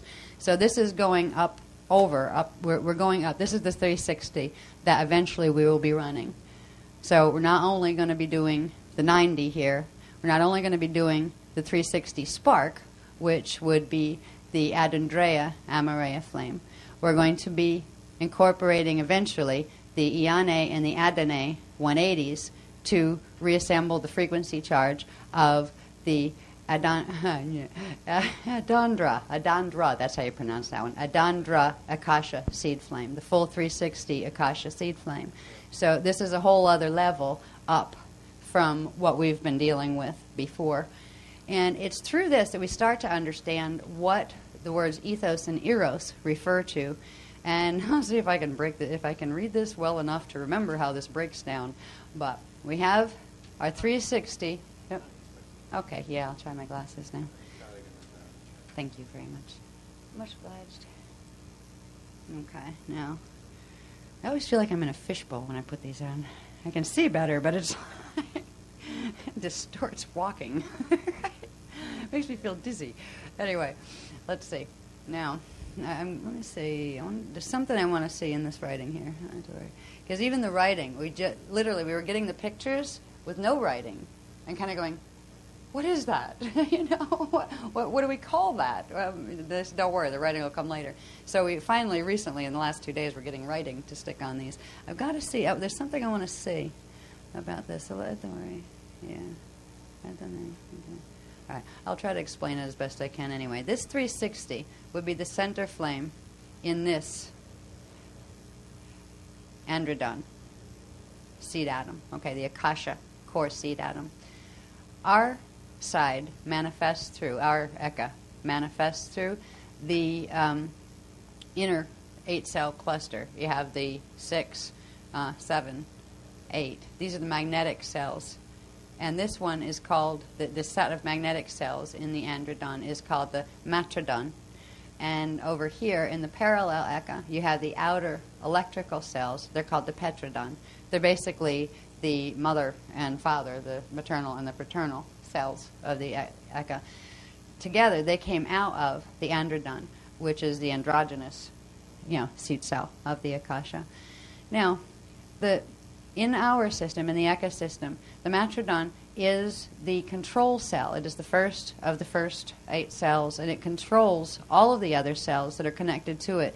It is the first literal cell, as far as spherical cell of energy. Before we were dealing with templates. Now we're beginning to deal with spheres of energy because of the interaction between parts of this matrodon cell. Now, this matrodon cell holds, and again, this is small. It's made larger just to show you what's in it, but it actually exists at the center of the Eka base shield. All right, so it's like right in the center. What it does in the center is it expands out, and then it contracts back in to the center point. So it expands out through the entire base shield and then back again. As it expands out, it progressively brings the base shield template into activation, bringing the flat template into spherical activation of the Yanesa, where you're getting spheres of energy instead of just simple flat, a flat shield of energy. The expansion and contraction process of the matrodon center cell literally controls the entire breathing rhythm of the Eka and the Echolota, the PKA Loti, and the PCM Loti. So it is the control cell that controls all of the breathing rhythm, or the rate of expansion, contraction, and spark production within the entire templates of the Lotum and the Lota. Now, this is going to be fun to go through. Some of these graphs, you'll have to pardon me if I'm kind of going, it's a this, because I'm still trying to assimilate this information myself. This stuff, by the way, is coming from beyond the CDD plates on the Iani side. This is data that once you get to the inner earth, they have a set of books, 2 plates, about how their universe was created and who their parent universe was. This is from the books that downstep from the other side to tell them where they came from, to remind them of what they're connected to. So we're working with the Adonai to downstep into the frequency conduits that I have to link to the plates. They're actually downstepping this through the 13th pillar into the plates to try to translate it. And Ma'as help it a lot as far as downstepping the data, because it's so high frequency. I mean, I just feel it coming in sometimes like a spaceship landing on my head. It's just like, whoa. It's like, yeah, right. You get direct cognition that just sparks in like 20 different places at one time, and you understand all sorts of stuff, but you can't find a word to even mumble a part of it to yourself. You just know certain things. And I get to the point with this, it's a new experience from the plates, because the plates at least would, after a bit, sequence themselves into a linear order. This stuff is just like direct cognition in many circles all at the same time, where you just kind of sit in the middle of it and go, wow, because you get it. And I want to so much be able to convey this information to them, like, gosh, right, but can't even find the words. So if you see me struggling with words as I'm trying to describe some of these diagrams, please understand it has to do with this. There's so much frequency coming in behind these diagrams that the words themselves, they're almost hopeless. But I'll use the words as best as I can and as best as they've been stepped down, because Ma'a's stepping them down for me as best as he can. Right? He's kind of saying, that's the best we can do on that one. Right? Some of it's information that through the learning how to do the breathing itself, you'll start to know, I think, eventually what I'm talking about. As far as when this type of data comes, it's a knowing. And sometimes it's crystal clear. But it's like it sidesteps your logic, where your logic just surrenders. It puts up the white flag and says, I know you know what you're talking about. But it's so fast compared to what I'm able to process, I'll just step aside, and your logic just kind of sits there and watches the whole process. But it's a knowing that it's actually more valuable, I find. It's more valuable as far as personal experience. It's more valuable than any of the words could ever be, or even the pictures. But when you're trying to teach it to somebody or get somebody else to find that space inside themselves, the words are very helpful. So I'm trying to use the words to describe stuff that's actually beyond words. And I hope in giving you the basic understanding of how parts go together, and then teaching you the techniques that we'll be learning between now and Friday, that you'll be able to find that space of direct cognition yourselves, where you begin to find the part of you that is connected to the Adonai side. Some of us incarnated directly from the Adonai side. Some of us came vertically down and incarnated through the Adonai, through the Iani side, which means on this side. You can come from our stairway up and incarnate down, or you can come down and cross over, which was actually the natural pattern of crossover. But there's others who have incarnated directly straight down. So some people are Iani based, and some are Adani or Adonai based. No, I get my ads twisted. Adonai based. It doesn't matter, because when you come up here, they're all the same at this level, at the Adandra level. So it's the Adandra flame, the original 360, that created the Iane and the Adonai at the Akasha level, and it's those guys that came back together to do the Adandreya, and it's those guys that came down to become the Iani. Right down here you get the Iani and the Adani flames. So we're all related. It doesn't matter which side of the matrix you came from. Yeah. But anyway, I'm going to I'll do my best to explain how this works. And to explain this, because this key cell, this is a cell, it's a template, and again, it's formed with Cathara grids. What you have here is, in the center, there's one Cathara grid. Let's call that the PCM grid, or the grid that will form the PCM densities in our Eka. You also have the PKA one, the one that will form the parallel one in our Eka. Over here, you have another one, down here another, and here another. Now, these are interesting. These are the coatings that form the 7 cells, the 7, you have 1, 2, 3, 4, 5, 6, 7, and then the 8th one around it. This 8th one is actually the first one. So as this anchors, after you get all the templates anchored, after all the stuff that we saw in K23 takes place, and the templates are brought into heartbeat, right? They're brought into the beginning of living. Then this flame anchors. Then we get the androdon seed atom sparks in the center. And this is where breathing starts, and where circulation of energy in very specific patterns starts. It starts with the center. If you didn't see these yet, it starts with the center set of grids, and it has a PCM and a PKA grid embedded.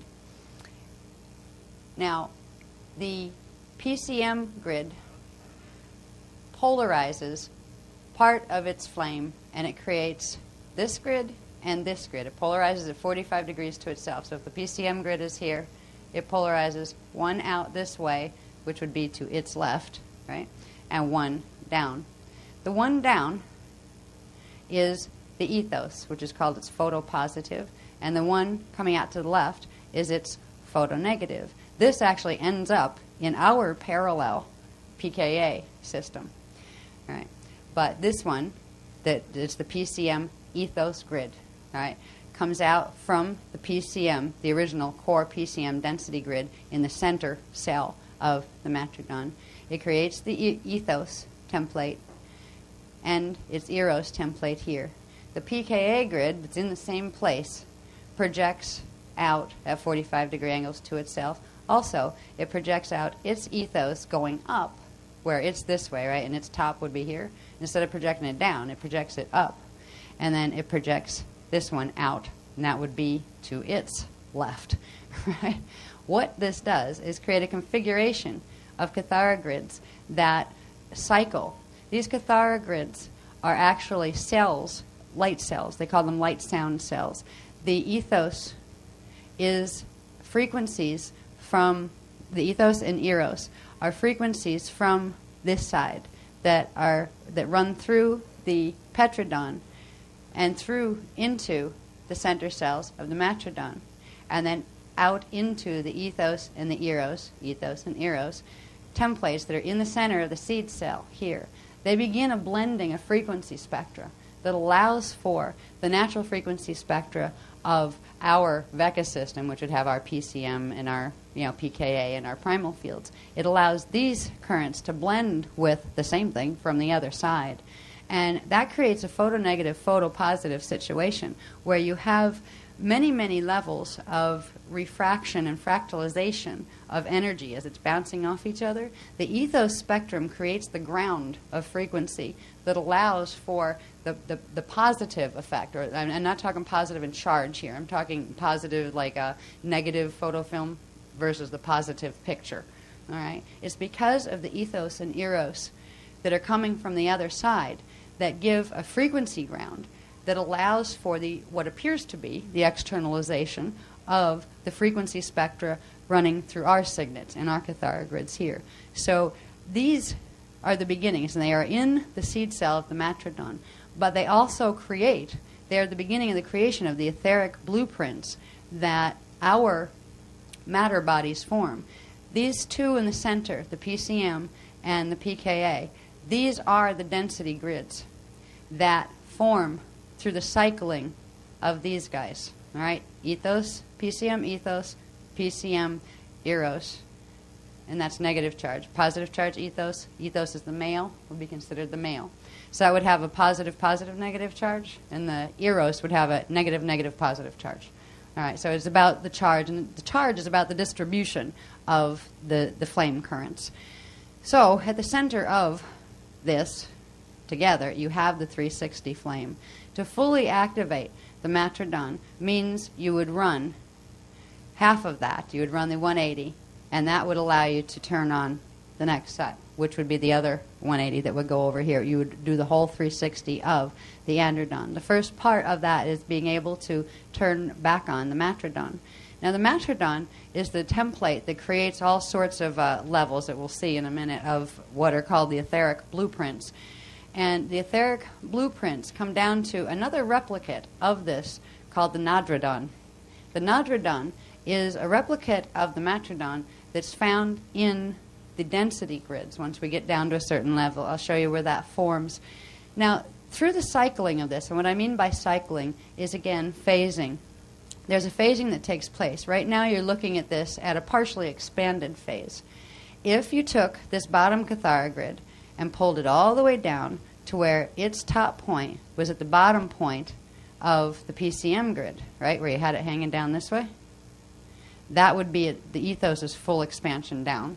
And you'd have the same thing where if you took this Cathara grid here and pulled it all the way up to where the 12 here, where its bottom started there, that would be the full expansion of those. We'll see this in a little bit. And the same over here, where if this one was pulled all the way out, so you'd have the horizontal Cathara grid of the pKa running there, and its bottom would then have this coming off it, a full Cathara grid off it, and a full Cathara grid off it.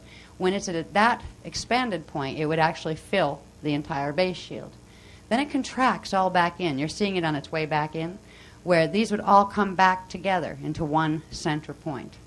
Now, so you're seeing this, the matrodon, in the beginning of its expansion form. There's a cycling that takes place between the eros and ethos of the matrodon. You can look at these as cells within cells. If the original cell is the 1, then the 1 becomes 3, becomes 4, but you actually have 2. You have 1 that becomes the 2, the PKA and the PCM, and then each of those become 2, make 2 more. So you end up with 1, 2, because you have the 2 in the center, 3, 4, 5, 6, and then the 7th one was the original boundary, the original flame boundary of the first one around it. As these expand out, that flame boundary becomes the outer perimeter, and it's a sphere of energy because it started out as a spherical flame, and the spherical akasha-shaped flame. So this is like the expanded outer perimeter of the Matrodon, which, when you pull it back in again, is the little tiny center flame. Creation takes place from its center point outward. It expands from inside itself out. And when we get into seeing some of the levels of the PCM body that are created within the templates from this, you'll see that, where the first level that expands outward from here actually ends up as the next level out here. And the last level to be created will be the first one in here. So it's not like this was the first created. Yeah, it's created here first, and then it expands out as the next one's created inside of it. And they keep expanding out the levels. This becomes important when we want to understand the etheric blueprint that ends up as the blueprint for the Particum universe. The Matrodon holds the imprint for the Particum and the Particle universe on the full Eka on our side. It doesn't hold the full program of the Androdon. That's the two of these put together, parallel Eka and our Eka. So we're dealing with just this side because that's the side we've got to activate first before we can integrate this level. This is a fascinating living machine of light, basically. If we have the Eros, again, coming from over here, the ethos coming from over here, and the Eros spectra coming from over here, and the density spectras, which are coming from this side. So you'd have the Ioni spectras here and the Adani spectras here. These guys cycle. There's a cycle, and we haven't got into the cycles yet, but I think on Friday, I think we're going to be introducing those. Depends on how far they want to take it. But this goes into the yugas and those things that we've talked about in Ireland in the workshop there, which is like, I don't ever want to have to talk about those again. The 6 cycles of 6 cycles that, yeah, these are cycles of expansion and contraction. All right, this all goes into the time cycles that we've talked about before, which is so complex on its own that I was ready to run. I was like, I quit. I don't want to teach this. I can't hardly understand it myself. But somewhere in there, that actually made sense. I have to watch my own video again to see what I said. But I'm serious. You can't just to try to retain all this, where you could talk about it off the top of your head. I wouldn't wish it on anyone. I mean, I do the best I can, but my gosh, I do have my apartheid limitations in my shield, at the moment. Anyway, there's a cycling that takes place not only between the two. Remember, the PCM created this one, and then at 45 degrees, it created its ethos and its eros, right? And then the PKA that runs horizontal created its eros and its ethos. There's a cycling that takes place in 2 ways. One, between each of their own, right? So we have the 2 PCM ones here, ethos and eros. There's a cycling that takes place this way, where the PCM shifts 45 degrees, these come together, and then you get into those states, those anatolia, thanatolia, and laetolia states that we've talked about briefly in K2-3. But before that, there's another thing that takes place, and it's a cycling that it's about building spark charge, where before the ones of their own kind interact, there's these catharogrids and their spheres of energy or cells of energy that they represent. And you could think of them as a light cell and a sound cell that come together to become a density cell, if you want to look at it that way. All right. It's actually from the density cell program that the light ethos and the sound eros, the photopositive and photonegative templates emerge. But there's this interaction between the parallel, each in its parallel. This is the Particum one on this axis. This down here is the ethos created by the Particum one. This up here is the eros created by the Particle one. There is something, and this is where we start to understand the pillar of power. There's a cycling of expansion and contraction on a vertical axis that takes place, where the ethos rises, comes up through the density template into Particum density template, then up and sparks the parallel eros. Then the eros descends down, and all 3 line up in full contraction, where the whole thing pulls in. At the same time, the same thing's happening on the horizontal axis, which is the vertical axis for the parallel. All right? So you have this pillar of energy on our side running this way, and this pillar of energy on the our parallel, not parallel eka, but our immediate parallel side running this way. This pillar, if we look at just our own, is our pillar of power, and it's through the cycling of the ethos coming up, it has its own little ethos flames. They spark the ethos flames in the particum template. They build charge by sparking enough to, after 6 vertical breaths, right? Inhale, exhale. Inhale, exhale. Inhale, exhale. You get 6 of those, right? 6 cycles of expansion and contraction. It actually starts with inhale is stop point, and you go exhale 1. Inhale 1. Exhale 2. Inhale 2. They're going to teach us how to breathe this at Friday. And then you do it to where you get exhale 3, and then inhale 3. And at that point, enough spark charge has been built up between them. It's at full expansion where this grid would now have its top point at that bottom point, so to expand all the way out to here. Then on the next inhale, it inhales up and connects with this one and brings this one down, and they both go into full contraction, and that's when the whole seed atom gets sparked again. It receives the 180 spark, and that allows for the cycle to begin again. Now, after you get 6 cycles of 6 breaths, like that, let's call it breaths of the Matrodon, then the entire axis shifts on the PCM one. Now, the PKA is doing its own exact same thing, but on the horizontal axis over there, in its plane. The whole thing shifts, and these two start to interact, where these guys start to come together. They're at 45 degrees, then they start into the 30-degree axis, then into the 0 point. They enter 0 point here at the 45-degree axis, which is the eka axis, right, our eka axis. And that's when you get the Anataleya, Athanataleya, and Laetaleya states, where the whole thing completely pops off and pops into the eka, so it completely demanifests. But it's through the cycling of this seed atom, this Matrodon core seed atom, the mother seed, that the whole eka template, not just the particum and particle universes, but the echolota itself, it expands out into manifestation, flashing on, and then contracts back in and disappears, and literally goes away and then recreates again. And it's the continual cycling of that sets the breathing rhythm, or the full circulation that allows for holographic projection of the spheres within the already operational templates that were they were already 3-dimensional, because you had you had height, width, and depth created in those templates. But this begins a circulation, a living circulation of energy bumping into different angles of energy, which are creating very complex currents that create the spark pulse currents that then step down from having your particle currents to, particle currents to particate currents to ionic particulate currents down to atomic currents. And what I'll show you as we go along, we'll look at this a bit more closely so we can understand the cycling of these cells. Let's say the first cell expands itself out, and it forms first its parallel, which is the akasha, not the akasha, the parallel, the parallel PKA, which would be the imprint for the loti, has its low T imprint, and this is the center again of the lota. And then it creates the etherics, which are the imprint of these, one running the same, one running as a photo reverse, a negative template, made out of the frequencies from the other side. And it's the cycling of this that allows for the expansion and the downstep of the flames from the 180 at its center.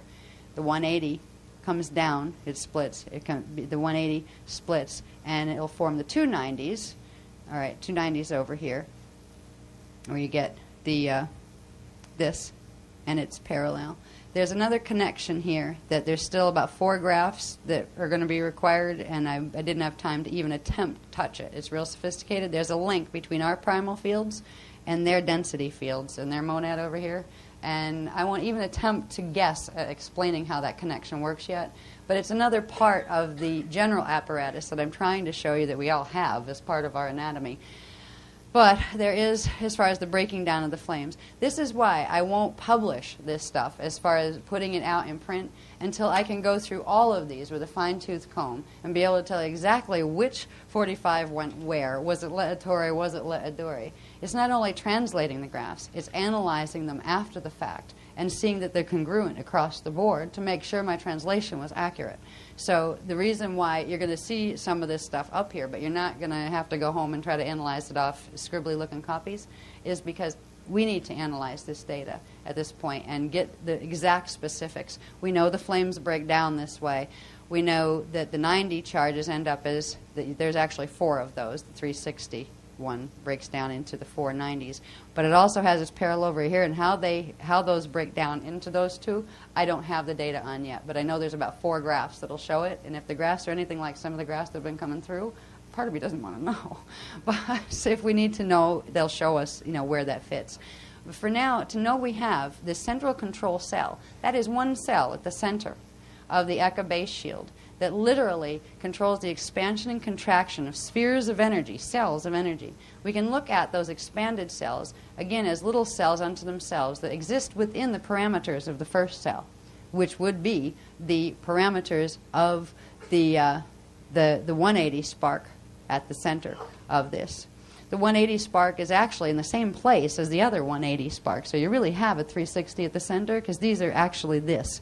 We separated them out so you could hopefully understand a little bit about how this became our ecoside and this became the parallel ecoside. But just like our templates all exist in the same place, so does this. They're actually in the same place. So you have the 180, then you have the other 180 because you have this whole cell, this whole control cell back here.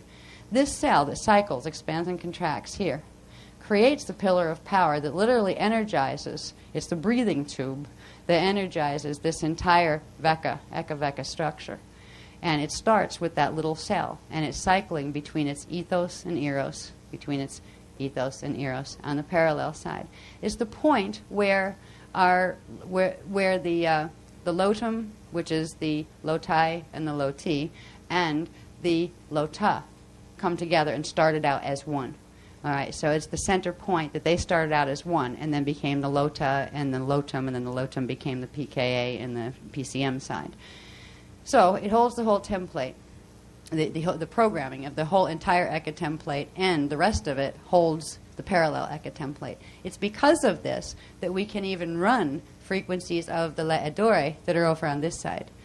Up here, we had the edare seed flame, and that would be up at the akasha level as opposed to the Eka level. The edore and the etore, the le are the little ones.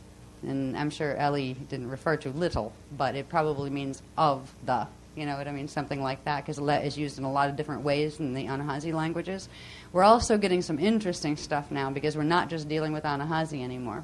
We're dealing with Anahazi and the Iani languages, but now they're also bridging them into the Adani languages. So we're able to translate some of the sound signatures that come from over there that aren't part of the natural spectrum here, which means we can start translating the sound signatures of the etheric blueprints.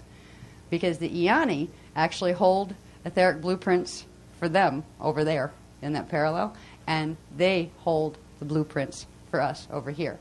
So it works both ways. So the Iani would be masters of their etheric blueprint, where the Adane are masters of our etheric blueprint, because they're tuned to those frequencies, because the etherics are coming in from the other side. So when you combine the two of them, you've got people who can access both sides of the blueprint. And we each have a part of our own selves that has that ability. We each have this cell, the, and if I can pronounce it, androdon cell. We each have a level of ourselves that has the adandra. I have to watch the endings because the endings change and the change means something. The adandra akasha seed flame. So we all have these levels of our biology, but this is way out there, all right, in your outer fields, way, way, way out there. But it's still extremely important because right now we're all living under a set of conditions where etheric blueprint is highly damaged. The planets is highly damaged. And it's going to be the end of us as far as eternal life beings goes if we don't correct them. And the only way to correct them is to access the frequencies from the other side that will allow us to clear and reset the etheric blueprints. It's not just the matter template that needs to be reset. It's what's holding it into distortion that needs to be reset. And that's what really the gift of the Adandreya and the Adane is. They have the keys to our etheric blueprint, and they can give us back, the ability to run those frequencies. And it's something we have. Every one of us has the ability in ourselves, because the Matrodon in the Eka base shield, that never loses its program. That is permanent. That is eternal. It is an eternal living light cell. Now, the smaller things that are created once you get down into the Veka systems, you can lose a Veka. You can even lose an entire Eka creation, but the Matrodon is still connected to the other side, which is still connected to the Akasha above. So it will still hold the entire imprint of that. You can regenerate a full Eka system, both sides, by that one Androdon cell. So what we're able to do is, regardless of how much damage our lower densities have incurred, we can, by opening the gates between the two, and within ourselves, the gates between the two levels of ourselves, our parallel Akasha cell, Eka self, and our Eka self here, we can reset our original ethos and eros templates.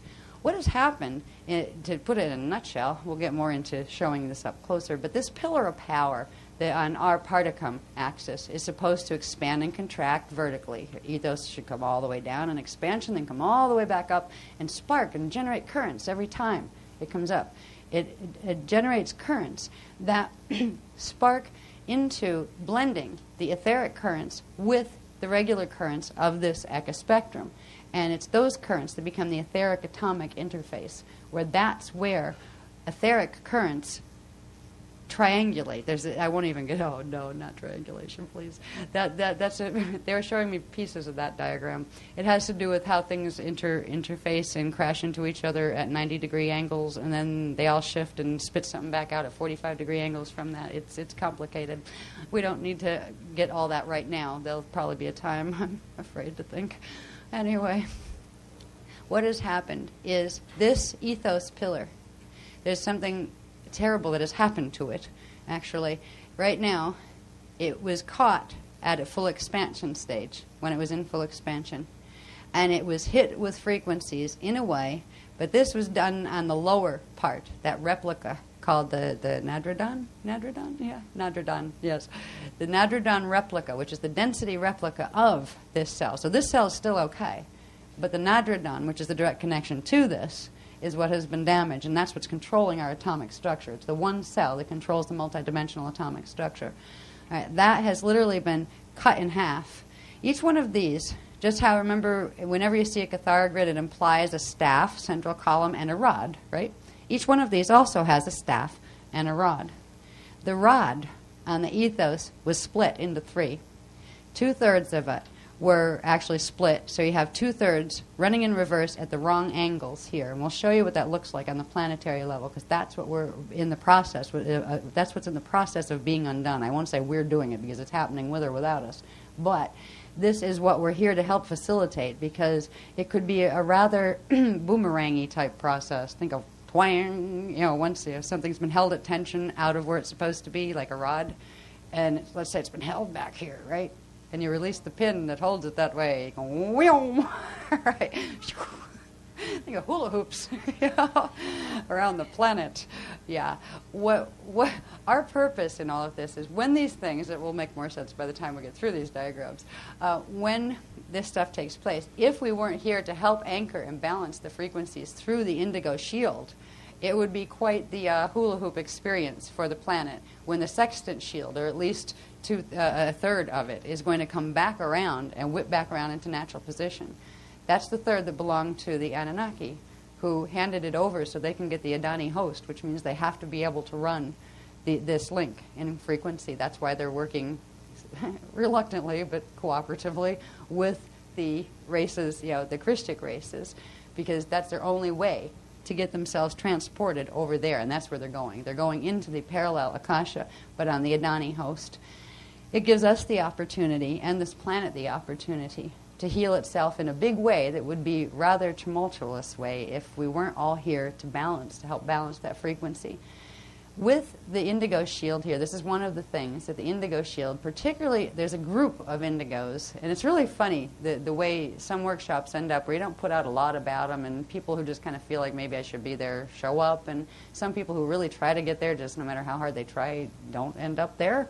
There's a reason. It's almost like this has been an appointment that was already set somewhere. There are certain groups of people that hold the full Ad Andrea coding, which means they hold the set of codes from both sides, which will allow them to facilitate both sets of frequencies when they come running through.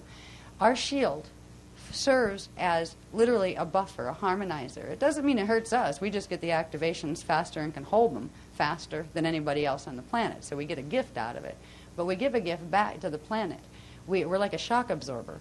So it doesn't hit the planetary thing. You get the sextant shield spinning back into position, or at least a third of it spinning back into position really fast without any buffer, and you're going to have the planet spinning. Night and day is going to go real fast because it's going to speed up the axis spin, and then there's going to be a kickback. And can you imagine what the tides would be doing during all of that? Yeah, it's like time to get off planet. We don't need to get off planet because there are Ad Andrea here. There are some of the Eoni people, some of the indigos, that are not just indigos. They hold the full coding of both sides, at least in subharmonic form, enough to be able to create the Ad Andrea buffer shield in the event that this activation was going to be necessary. Because it was always known that it could get to the point where this was necessary. And, I mean, it did on Terra. But this was a bigger drama. This was the end of the whole universal one, and they knew that was coming in this time frame because of the history that was known. So there are people, the people that showed up here, there's a reason why. There are people who wanted to come, that felt they should be here. There was a reason why they probably are supposed to be someplace else. Like they may be helping, but they need to help from where they were. So that may be why they're not here. There's always a bigger reason behind what appears to be the obvious. And I hope the people that didn't make it, that wanted to, find that in themselves, where they're still at peace with it and don't feel frustrated and aggravated that they should have been there. Maybe they are, and they just don't realize they're exactly where they're supposed to be. Anyway, what we're going to all help do is this pillar that's been damaged, this ethos grid down here, that is essential to allow the breathing to occur, the sparking to occur. This is what allows the atomic structure here to tap into the perpetual sparking of the etheric level that allows the regeneration of life force currents, that allows the whole apparatus to be eternal life as opposed to finite life. We're going to assist in this rod reassembling itself. Right now it's split into three pieces. One piece is dormant, and that's the piece that's activating. The dormant piece is in its natural position. It's in alignment with the matrodon, but way down on this other smaller level called the nadrodon.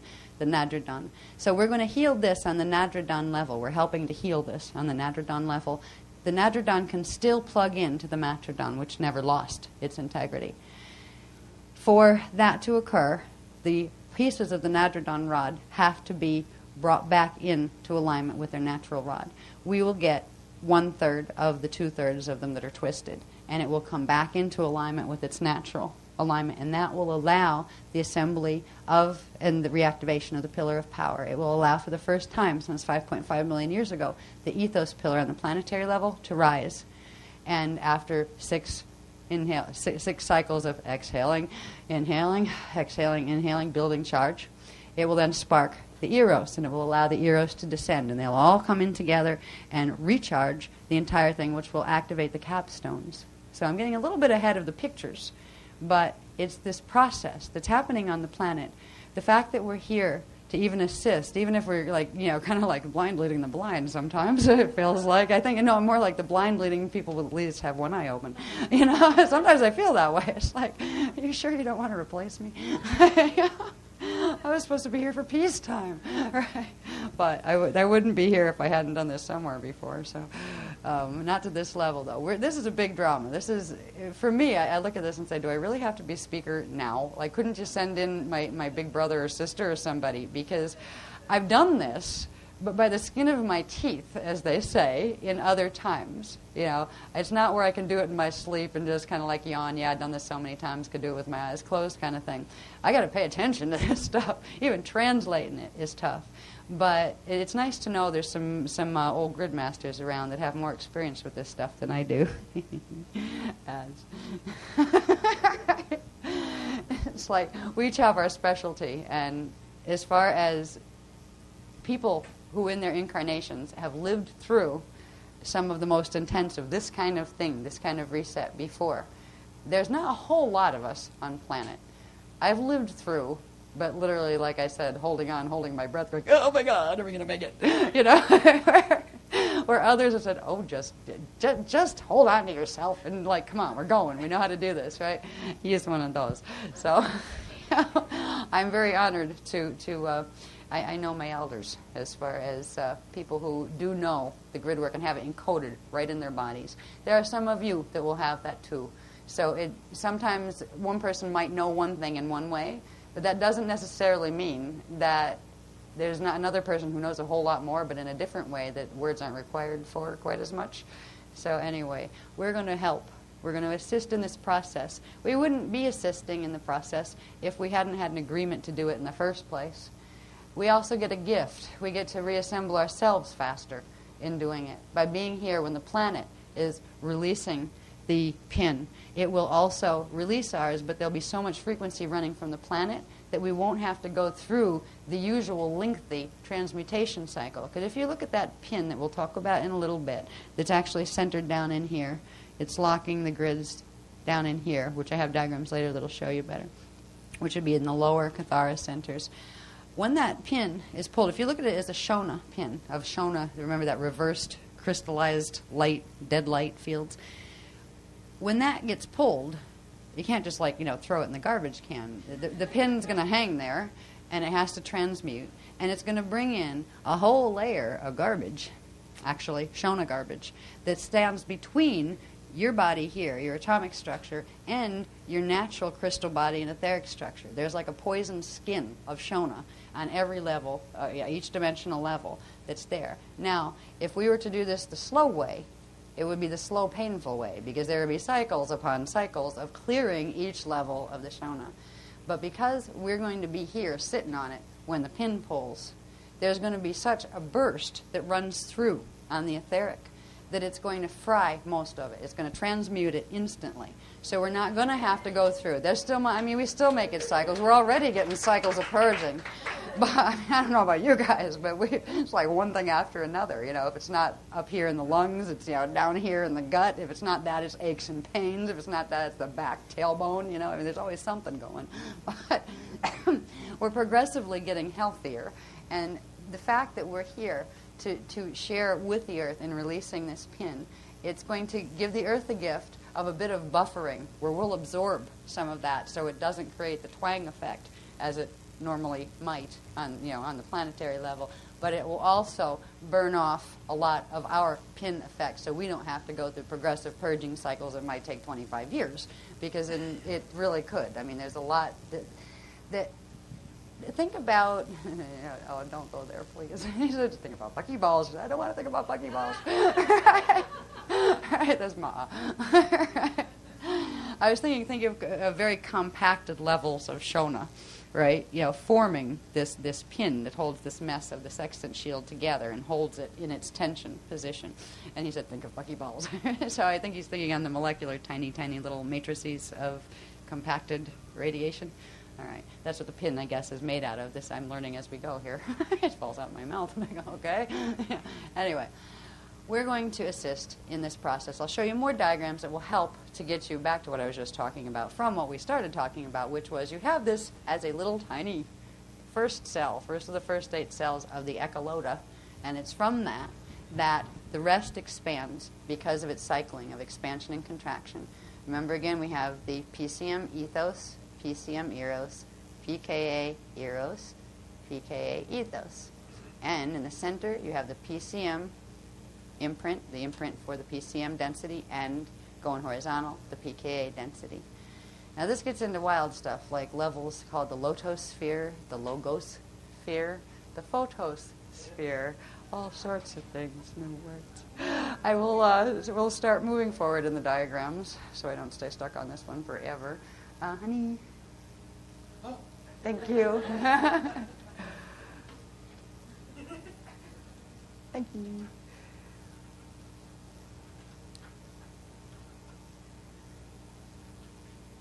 This is a closer look.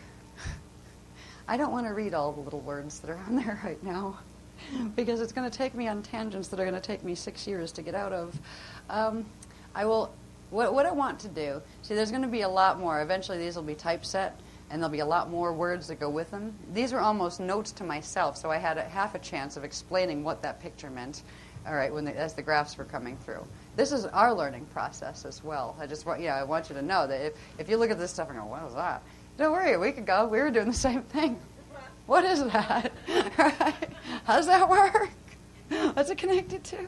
If we take a closer look at the matrodon cell, and remember, it's at the center of the echo base shield, right? I'm going to take my jacket off here. I'm getting heats now. I don't know about any of you, but we've been going through, it's almost a riot in our house. There's always jackets laying around and short sleeve shirts because we're constantly either doing heats or colds, often in cycles of like 5 and 10 minutes of each other. Yeah. And then there's the prickly feet, where you got the hot feet, the cold feet, the feet that fell asleep for no reason. I don't know if you're getting any of those effects yet, but this has to do with the ethos coming on. The planetary ethos is starting, it's getting ready to turn on, for the pillar to come up. So we're all starting to get effects from it in smaller ways. It ought to be a riot once this pin is pulled. I mean, if it keeps going, I'm going to evaporate. Now, I must say, the ethos does something electrical that very much assists with weight loss if you're holding extra shona. Because I exercised. I didn't try to diet. I got aware of not wanting certain level of food in my body anymore, so I did end up cutting meals and things, but not, in a severe way. I didn't go on a diet, to get skinny or anything like that. But I did the exercise to keep my seed atom spin up, because they told me if I was even going to be able to pull any of this data, I had to keep the seed atom spin up with the time waves that were progressively increasing. So it was all about holding frequency. And it's like it morphed the body, and it's still morphing the body, and I'm not trying, which I'm hoping there's probably a balance period where it's time to run some ure, so I balance out before I disintegrate, and turn invisible into a ghost or something. I mean, it's funny, but it's strange. It's a strange feeling because in March, this is just an example. I mean, what's the planet going through with this stuff? If it does this to a regular human body, I was a size 14 in March. March 1st is when we started this stuff. By March, April, May. By May, I was down to a size 10. And now, I mean, we went 8 and we're going lower. And this is European sizes. And they're like, how do they work? Like an 8 here, an 8 in Europe is like a 6 here or something? 2 below?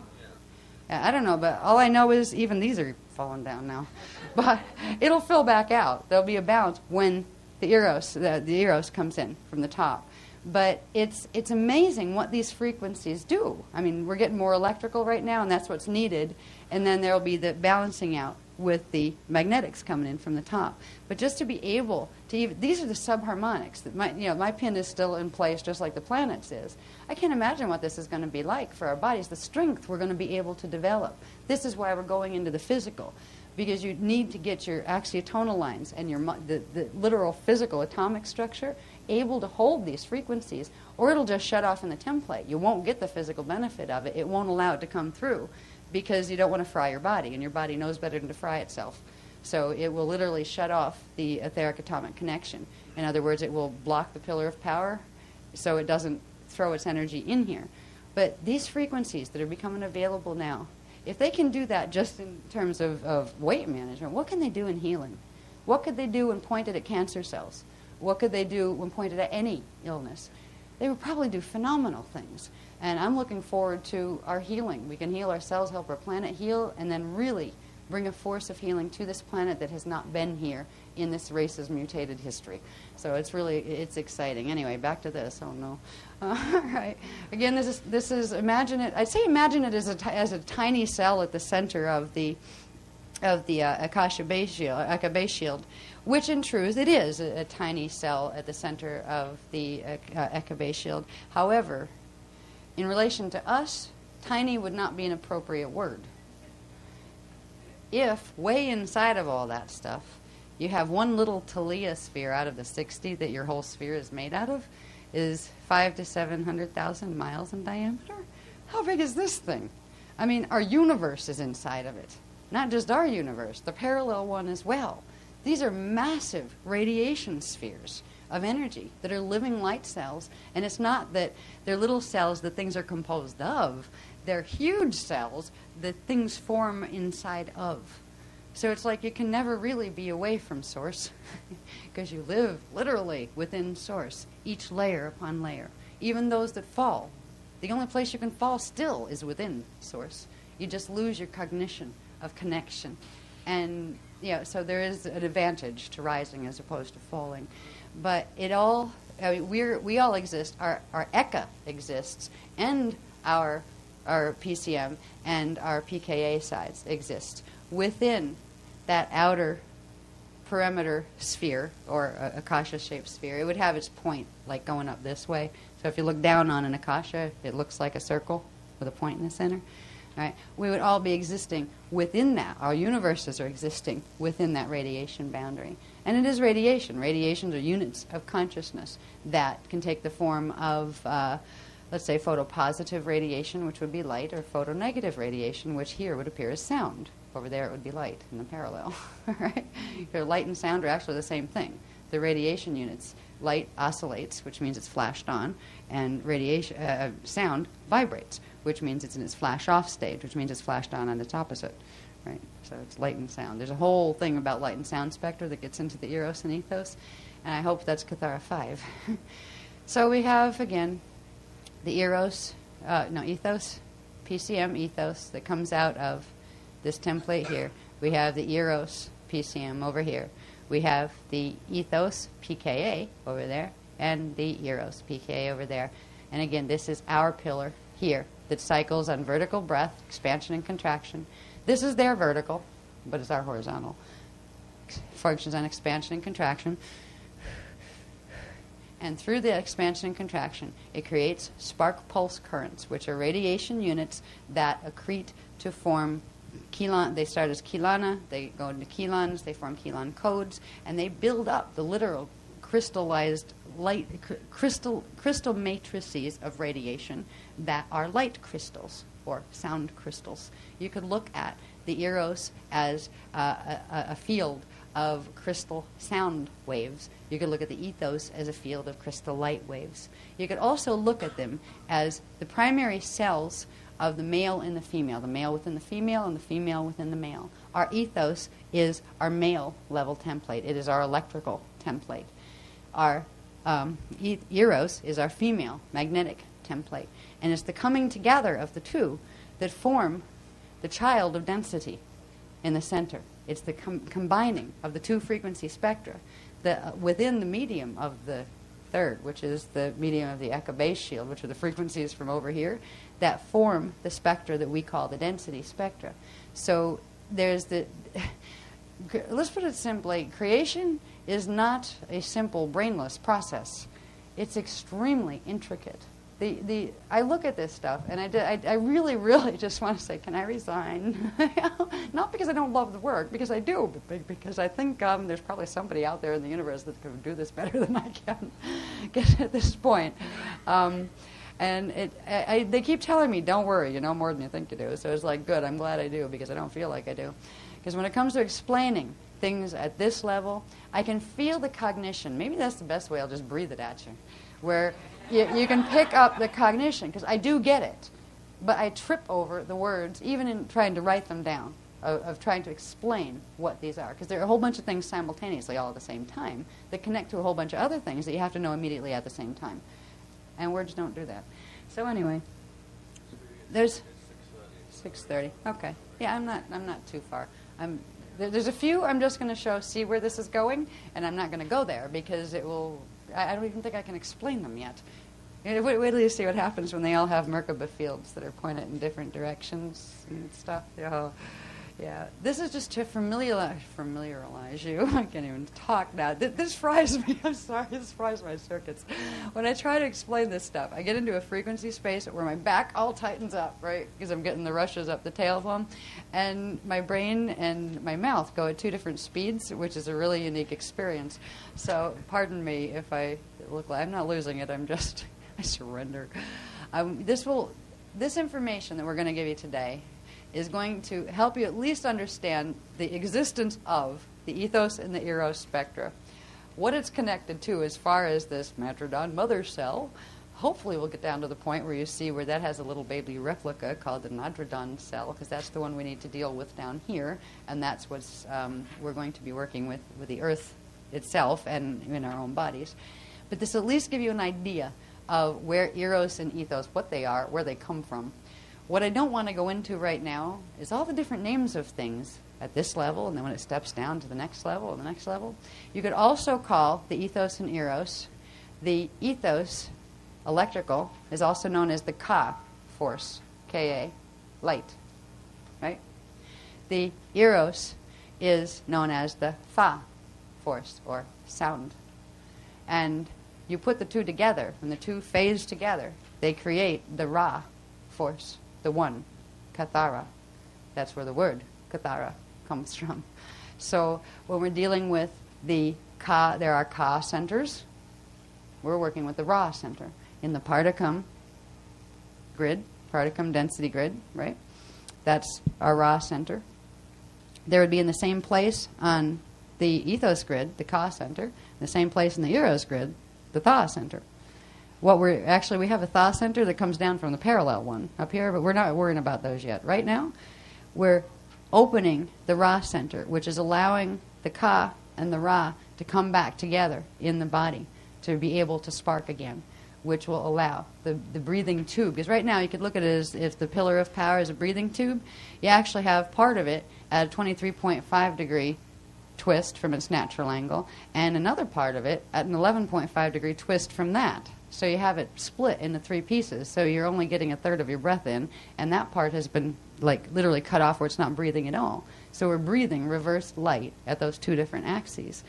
We're going to be fixing that through the process of healing the ethos grid that has been chopped. And it's also the eros one. When the ethos one has been twisted into the pole shift axis of the 23.5, it did a similar shift to the ethos on top. Because if you break one end, it's going to create a reciprocal break in the other end. But then there was another break put in on this one that created an 11.5 degree. This is our magnetic fields. On the planet, you have magnetic north. It actually rotates around 11 degrees off from wherever geographical north, which is 23.5 off normal north, right, is. So this whole setup that you see in the planetary physics that science tells us this is the natural way our planet is. No, it's the way our planet looks right now, but it is not natural, right? We're cut off from the capstones. Our natural breathing tube, as far as where our spark currents can cycle and completely regenerate themselves, has been cessated. We're circulating dead light, and we're living off dead light. That's why our animals and plants and things here have progressively become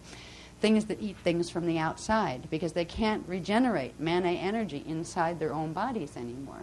So as we progressively heal this, eventually we're moving toward an evolution back toward what we originally were, where we don't need to eat other things. Can you imagine the real idea of the lion and the lamb laying down with each other, which means the lion doesn't need to eat the lamb anymore? Why? Because they're breatharians, right? Because they don't need to suck energy off other things in order to sustain their own biology. There we go again with that speed thing between the brain and the lips. So we can look at the ethos on this level, at the matrodon level. It would be the Ka, the Tha, and the Ra. The ethos, electrical, equals Ka. The eros, magnetic, equals Tha. And you put them both together and they form the density currents known as the Ra, or the one, the point of union. We step these down. You could call them just plain old ethos and eros. You could also call them what we've talked about before, and this was another part of the stuff that it's like it went on a tangent, and then they said, we'll get back to that at another time. Unfortunately, this is probably going to be the time. The moda ad hure, where we talked about briefly the male within the female and the female within the male. this is all part of this. It is about the ethos grids and about the fact that we do have this template of our biosphere, and the planet has it and the universe has it. That is the electrical grid, and there is the magnetic grid, the eros and the ethos. And when they come together, they form what is called the logos, which is the blueprint for the density worlds. So ethos and eros equal logos. Okay, the center part, the Ra, is the logos.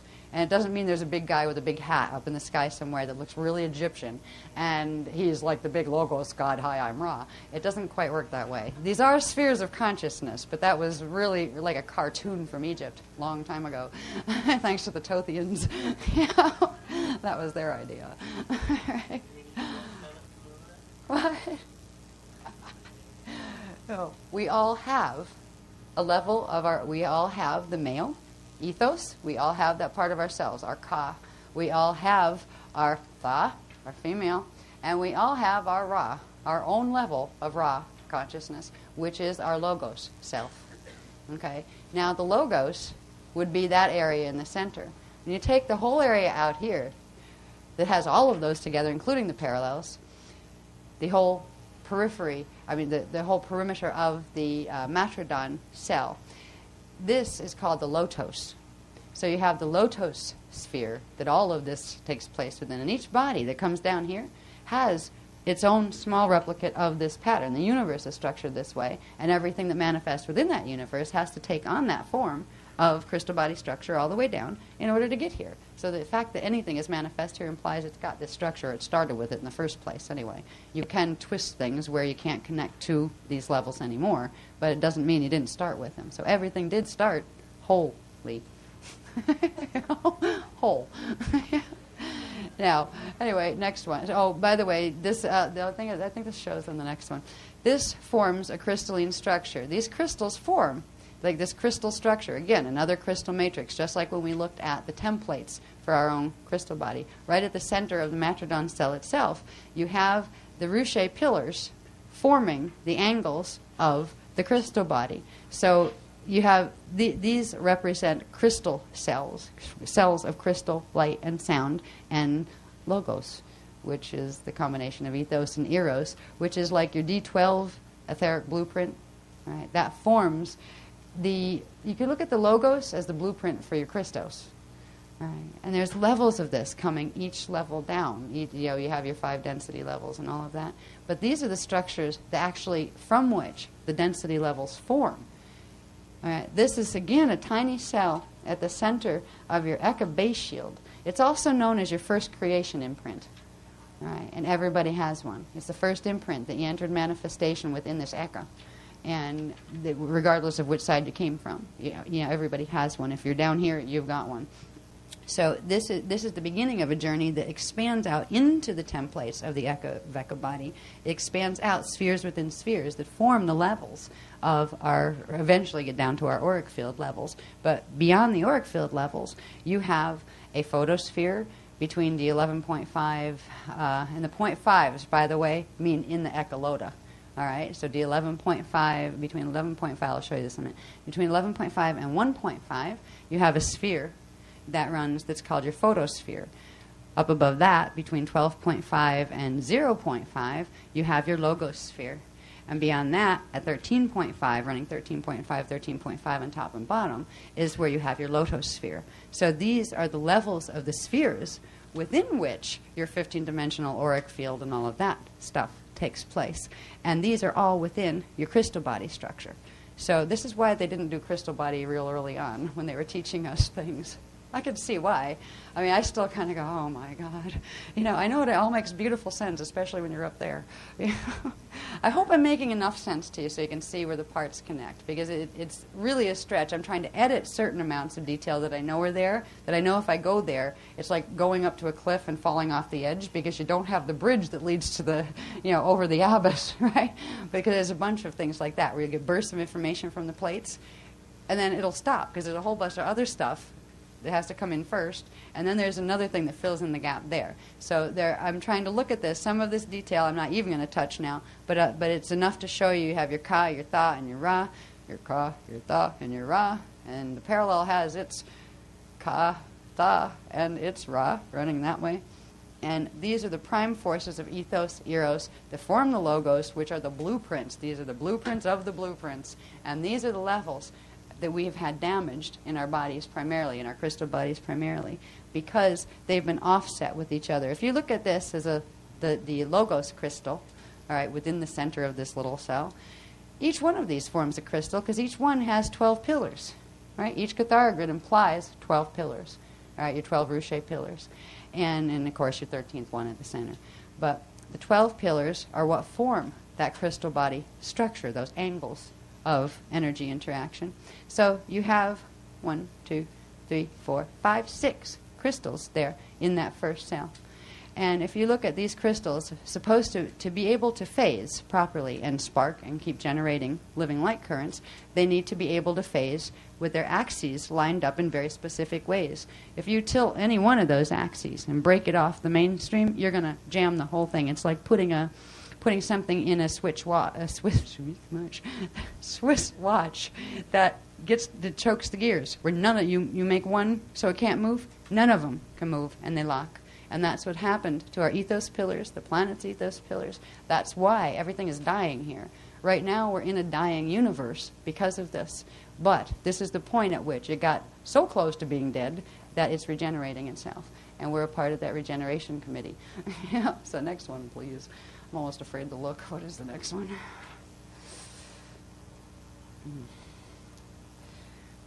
Oh, good. This one's just showing you those crystals, those 5 crystals that are like that one in the center. There's a lot more to this. I'm going to wait until I have all of this thoroughly analyzed and typeset. And then this stuff will be in K4. But at least you get to see the beginnings of it. It's explaining more about the spheres now. You have your crystal body shapes, right, that are formed through the pillars. There's sets of 12 pillars in each one. So you have 6. The other one you don't see, you see 5. 1, 2, 3, 4, 5. But you don't see the PKA one that's behind the PCM one. All right, but it's implied. It's sitting behind that. Now, here we go. If we look at these, okay, lotosphere. It says the Matrodon echolota. Well, you know I'm desperate when I go to reading. The Matrodon echolota, first cell, forms the lotosphere, spherical radiation matrix, at Eka D13.5. All right, let's say here's PCM 12, okay?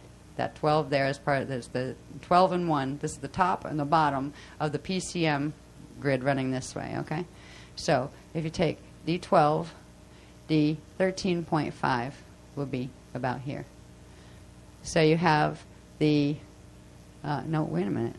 Oh, they didn't. They did it this way. Okay. This is where I get confused. I've been trying to figure out which D12, because you have 4 grid, you have a grid up and a grid down, and one's going over. It's actually over here, where this is the D13.5 point. This is the lotus sphere that forms out here. And there's other ones that are still in analysis at the house that show exactly what this is talking about as far as what Kathara centers line up where in relation to the Eka base shield, that you get D13.5, echolota, D13.5.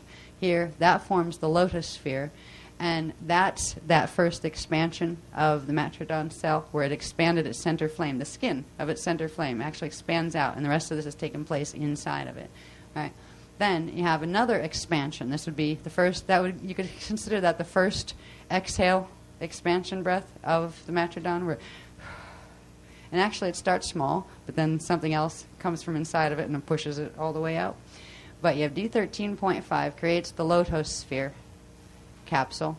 Then at D12.5, which would be 12.5 here, I'm trying to see which one. I did these really fast, so I didn't have time to double check to make sure my circles are in the right place. Yeah, all right, 12.5 you'd have here. You have 12, 12.5, and you have 1, and right below 1, where that sphere would come down here, would be the 0.5 point in relation to the PCM grid.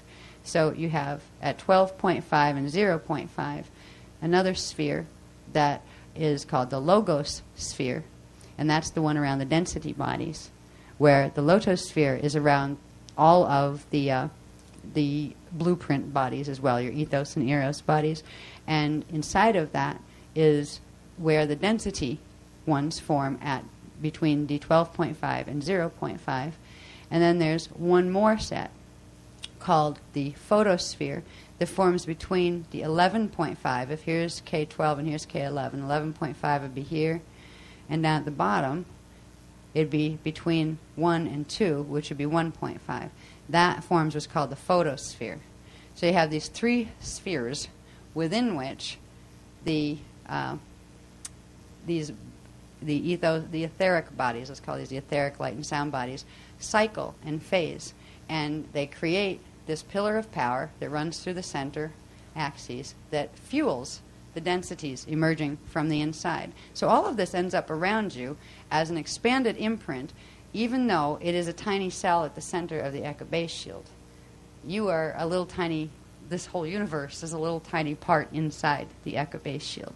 So it gives me the Alice in Wonderland effect, where you're down a rabbit hole and who's big and what's small and I can't tell anymore. Because literally we're talking about something that's actually massive, but in comparison to what we're talking to it in relation to, it's actually small. It's a small cell in the center of the base shield, and it expands out and fills the base shield, then comes back in and disappears and expands out, and we all do that with it. Everything is flashing off and on. It's appearing and disappearing, but we don't even see it, particularly when you're stuck down here, and you're still flashing off and on, but at a rhythm that's not in synchronization with the rest of the Echo base shield. What we're doing with Echo base shield bonding is getting our natural rhythm back, our natural flash line rhythms that will allow us to run the currents of these higher levels. So for now, I'll leave it at looking at that, understanding we have it as a tiny cell at the center of our Echo base shield, but also it's the tiny cell we live in, our universe lives in. All right, so that may be a little hard to kind of it makes me kind of go, yeah, okay, whatever. What'll help is when we take this down to knowing you have a replica of it called the, I've got the what, the Nadradhan. That's a tiny replica of this, and where it manifests in your physical body is it's supposed to be in the coccyx at the end of the tailbone. It's in the etheric duct system there. And this is what we're turning back on fully. We've started the process on the etheric level, and some of the other things we've done. We've started the process of healing that. But now we're getting to the point where we can actually turn on the cycling again, which means reopen the etheric atomic connection. All right, next one, please. What happens when you breathe? We're going to learn to breathe first. Then we're going to learn to breathe and move energy in the body. But right now, even though it's a little bit soon for it, it's also timely to have the lotus, loga. Yeah, it is. Because what you're doing with loga is you're stretching first the axiotonal lines. As they exist, you're stretching them. There's another level of strength training where you'll actually be building them so they can get wider and stronger and hold more. But you can't build them until you stretch them. First you need to stretch and get the flexibility back in what's there, and then gently infuse it with energy, and then building. So there's going to be a level of working with muscle building, and you don't have to become like a He-Man or anything. You don't even have to get muscles as much as I got. I just decided, you get rid of some things, you might as well have muscles. So,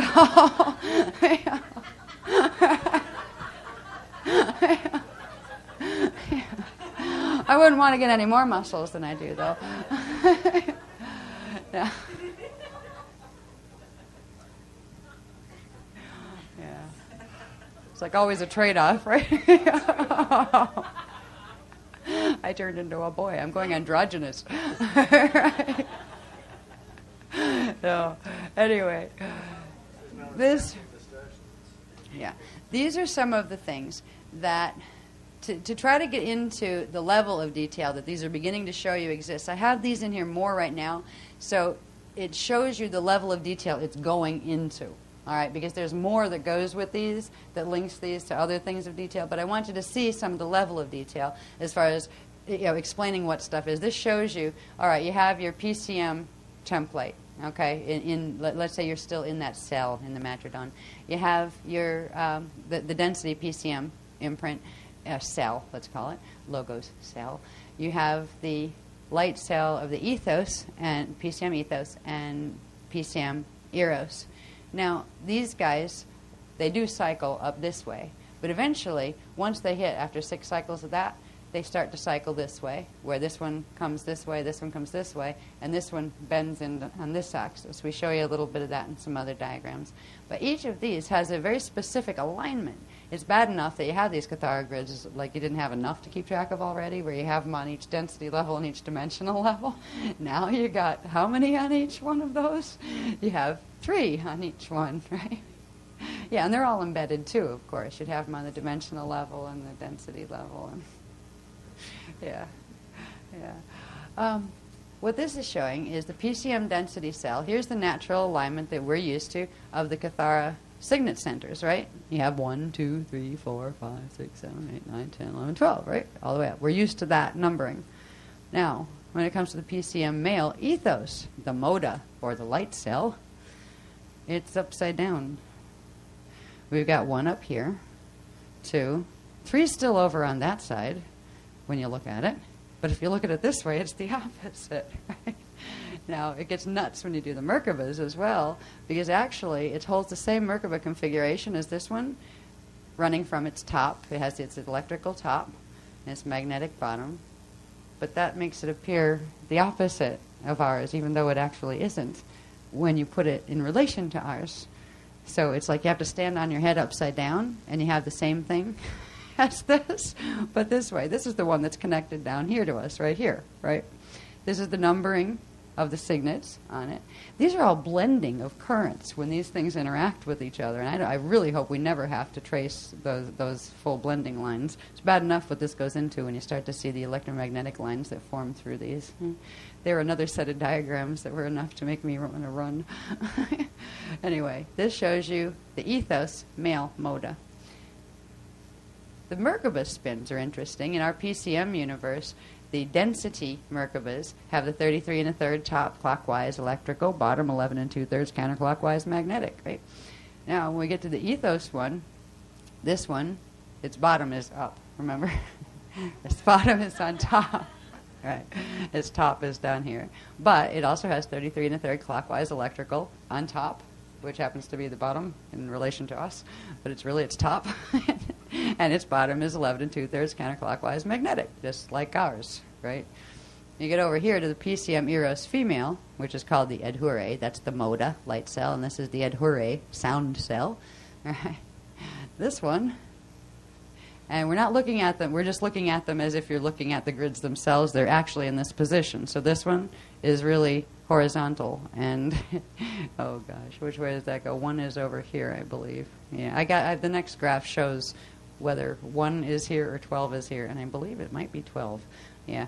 Anyway, this shows you, if you're looking at ours just this way, if you're looking at theirs just this way, this is the PCM Eros female. It has 1 up, and up is a relative term, actually, right?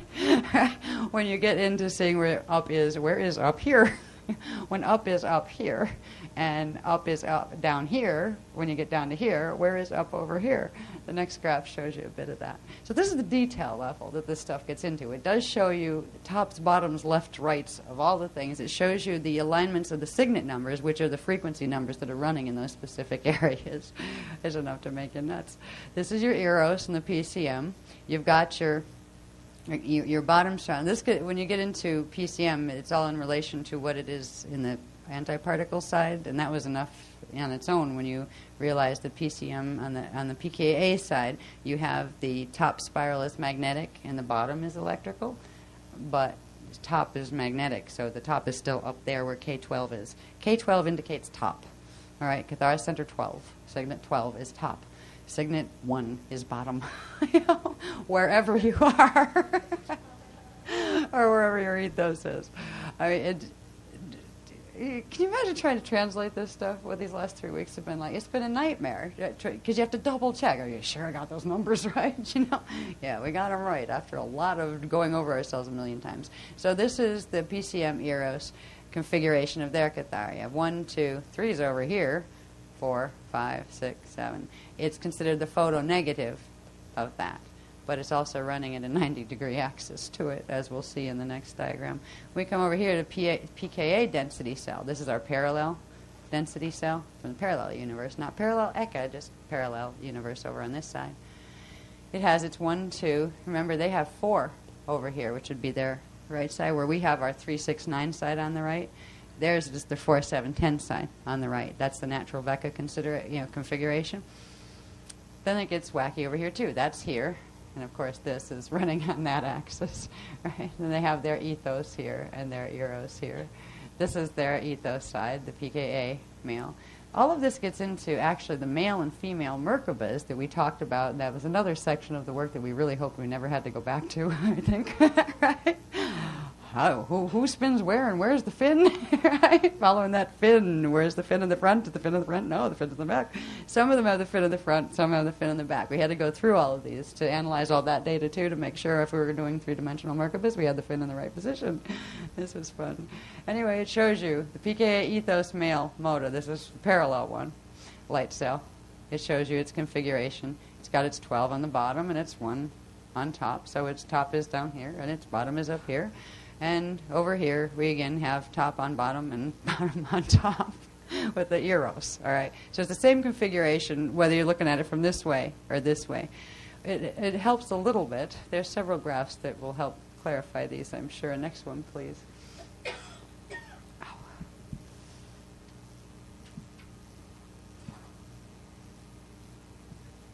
Yeah, this kind of... Yeah, there's one more graph that takes all these little Merkabas that go with these guys and just sticks them all together so you see the Merkabas alone as far as tops and bottoms and who's connecting to what. But remember, you got your all right, this starts with the PKA one, the one on the horizontal, all right, PKA. You have the PKA density, you have the PKA eros and the PKA ethos, all right. This is looking at them separated from each other, right? Because that one actually spans out to create those two, and then they recreate this one by cycling. So those three go together. What we have here is this one has a Merkaba at that angle where its bottom is here. No, wait, that should be top. So you see, I have to check words on this too. I was writing these really fast. Its top is bottom is here. I have to look at the numbers again. See, this is why I didn't want to have to get into this, but this is to show you that the detail exists. I just have to double check my words. My numbers are right. It's just my words. Anyway, you have the tops. These, I believe, are top connecting. Yeah, top K12s connect. Top K12s connect. Yeah, and yeah. So these have the tops pointing in, which means the K12s pointing in. Cathara Center 12s. When you get down to the PCM ones, I believe they have their bottoms connecting. Yeah, their magnetic bottoms connect. So you have the 3 of those with the bottoms connecting and the 3 of these with the tops connecting. Now, if you remember over in the PKA side, top is magnetic. So you have your magnetic spirals connecting through these on the PKA side. You also have your magnetic spirals connecting over here. And it's through the cycling of the pillar, the ethos pillar, going up and down, that will allow those magnetics to interface with each other instead of repel against each other. I'm sure this all has to do with keeping the tension of the whole structure together as well, as far as the magnetics pushing against each other and the relationship between that and the electrical ethos coming up, the tension and counter-tension, that kind of thing. I hope we don't ever have to analyze that personally, but we might at some point. This is just giving you a basic idea of the sophistication of the data associated with the ethos and eros light and sound cells that are the etheric blueprint of which, when you put them together, they form the matter density spectrum that we're built out of, each level of it. Right? The fun part, or at least for me, I was like, oh, thank God we got to here, right, when I was doing the diagrams, has to do with this, the pillar of power. All right, now the pillar of power forms. Again, this is showing this at a certain configuration. If you inhaled completely and inhaled the whole matrodon into its original first single point, you'd have just one circle, right? You'd have all of these pulled in to one grid. When you exhale it, they expand out. But they expand out in increments. You'd have exhale 1 would take from the center point where they're all aligned, where you'd end up, and see, this is some of the phases that I didn't have time to do each individual diagram for. It would have taken quite a while, where the first phase isn't down here. This is just showing you this is the direction this one goes, and this is the direction this one goes, and that goes that way, and that goes that way. But the first exhale would move it from the center alignment to where they'd all still be connected at the PCM, say, Azure level, right? And that would mean that the rod of each of those was in a specific relationship to the PCM grid, right? I mean, the rod might be, if it was on your body grid, might be at your knees, or it might be at your ankles, depending on where the tip was of the ethos, and of course the eros one going up. That means you have a rod somewhere up above your head, and a rod somewhere down below, as well as the rod going through this way. Now, there are various ways. I think at a certain point they're going to use the concept of the rods, and we don't even have those drawings yet where they show the rods sticking out, because the rods come out at density shield 2 in the center at whatever Cathara grid you're at. So you've got your rod, coming out from your Azure. So does the ethos. So does the eros. The rods come through and spark the flames going up, in the Iyumbi, and then the Azure, and then the Rajna. Actually, they hit the Mahadra first, and then they go up and come out the Adrana. So it's all about, you can move the rod to move the pillar, you can move the pillar to move the rod, you can move the shields to move the pillar to move the rod. They're all connected. This has to do with the Maharic shield as well, because the Maharic shield is actually the ethos shield that, when the way we've been using it, it's been positioned as a density 4 shield here, which means this was in alignment up here. We've been using the part of the template that has not, it's been dormant, but it hasn't been, malaligned, like the 23.5 shift one. So if you look at the density 4 shield for the ethos is down here, that's been our Maharic shield. That's the one we've been using to activate. All right. What we're going to do now is bring the rest of it back into alignment, because the rest of it is twisted, 1/3 in one direction, 1/3 in another. We'll get into that right toward the end here. But this pillar of power is what naturally is supposed to happen. At the first exhale, you'd have, they go down, the ethos, say the tip of the ethos, which would be its K1, its bottom, will go to the Azure. The next one, it'll go down to the Iyumbi. The next one, it'll go down to here, and that's where you see these two linked. I don't show them linked here just so you got the idea that they're separate grids that they're not together. But this wouldn't go any further. All right, it would, when you have the, let's say, PCM 1 with ethos 1, right, that 1-1 connection, that'd be the point where the next inhale would come up. But you do have a exhale, inhale, exhale, inhale, exhale, inhale, where eventually it expands it all out. After a cycle, there's actually 6 of them, so it must move like half an increment down. This is the stuff that we're going to get for Friday, is how many increments, how many breaths to do what, where is it by the time you get it down 3 breaths, right? So you're going to breathe, you breathe it down with the exhale first, then inhale, gets like a little bit of a back jump, then exhale. There's a cycle of 6 of those, and then that last exhale and the last 6th inhale, a spark charge is built up enough in this central column, this column that these form, where it jumps and triggers this. So this keeps going up, and it goes up and goes into full alignment with the eros, and then together they come down back into alignment here, and it does the full contraction, like a full inhale, and that pause at the top of the inhale where everything gets re-sparked, and it re-sparks the entire column with the, I think it probably starts with, I think it does the 30, the 45, then the 90, then the 180, then the 360. I think it, it's meant to do that in its normal state. But there's also things, this is the stuff we have to analyze. These are the pillars of power. This is ours, and this is the one for the parallel. It's the activation of the 2 pillars of power that begins the activation of the chariot of fire, or at least the smaller one, which was the go-kart of fire, right? And there would be a set of these also that goes with the Eka. One, there would be a pillar of power with our Eka, and there would be another one that would be the parallel Eka's pillar of power. You put them all together, and you end up with the full chariot of fire activation. The first step in this is getting to the point where we can begin the breathing cycle in our own pillar first. Before we can make the connection start between these two, remember this is our ethos and this is our eros, first we have to do the sparking of the pillar.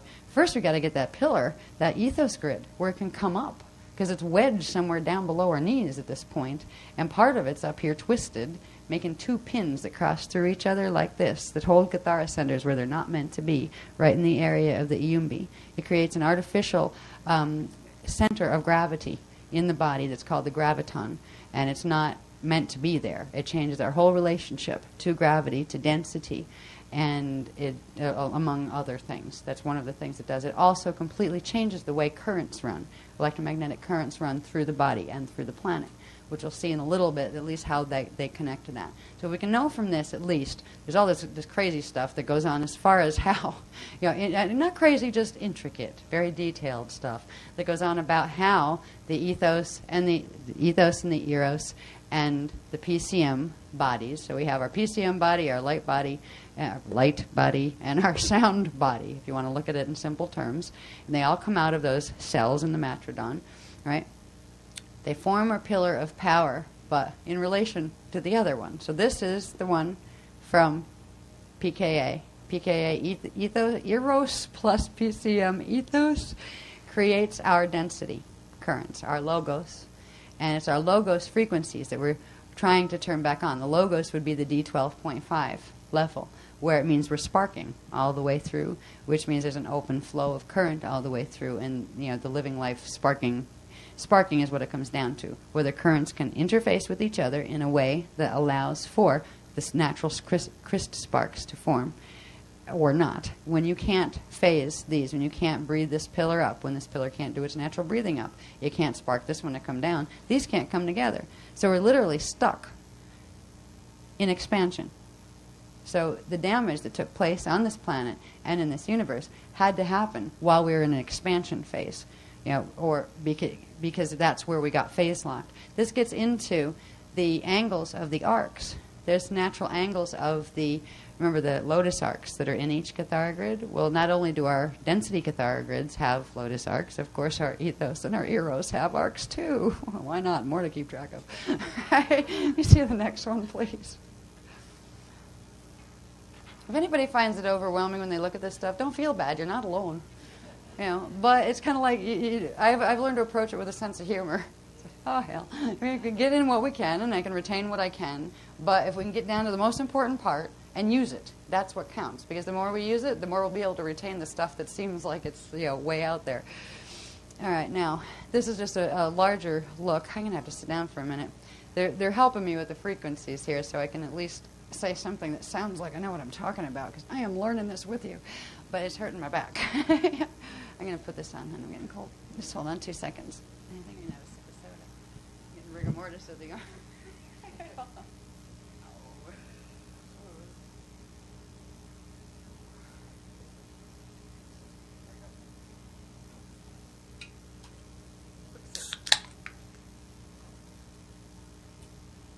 Thank you, honey. All righty, there we go. Now, at least this is easier than looking at some of the other diagrams.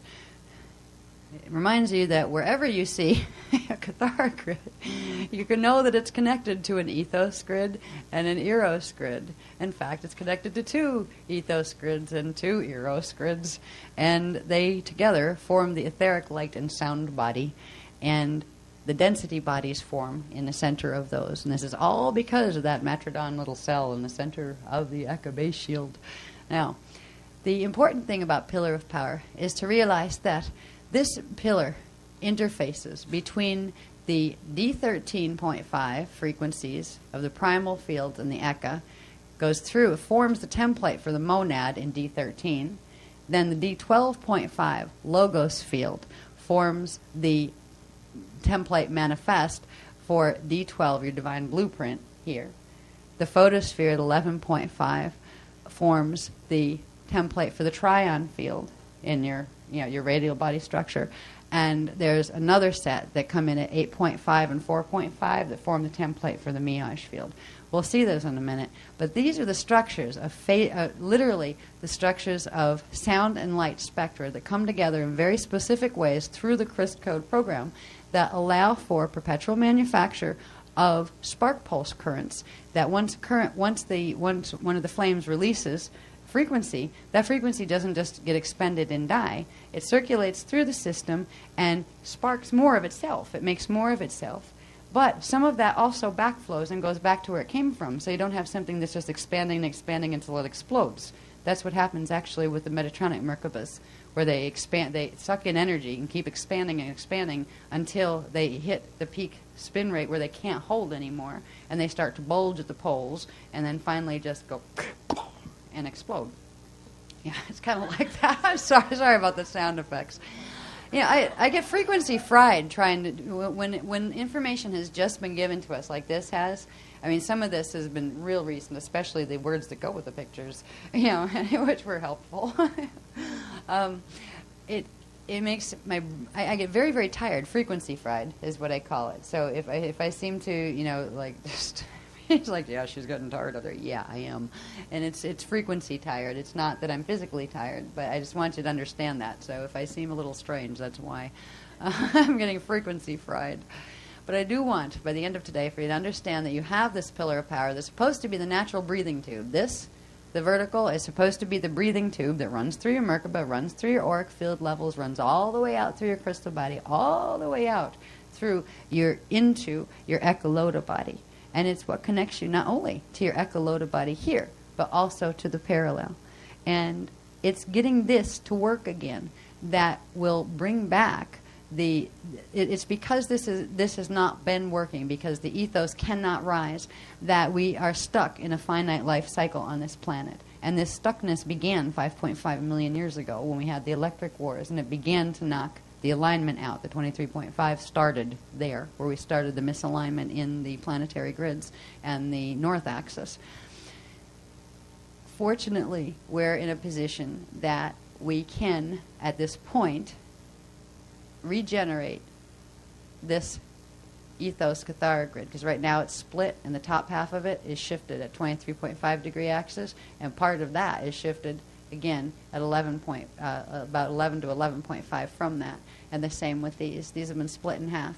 But there's still the imprint in the base shield, in the matrodon, of the natural structure of this, which means it can be regenerated. You can regenerate the template, the density template for the ethos, so you can reassemble the ethos pillar to allow the ethos to rise, so it triggers the eros, so you can bring them both together to fire the logos in the body. That's what we're going to be doing. That's what the planet's going to be doing, with or without us.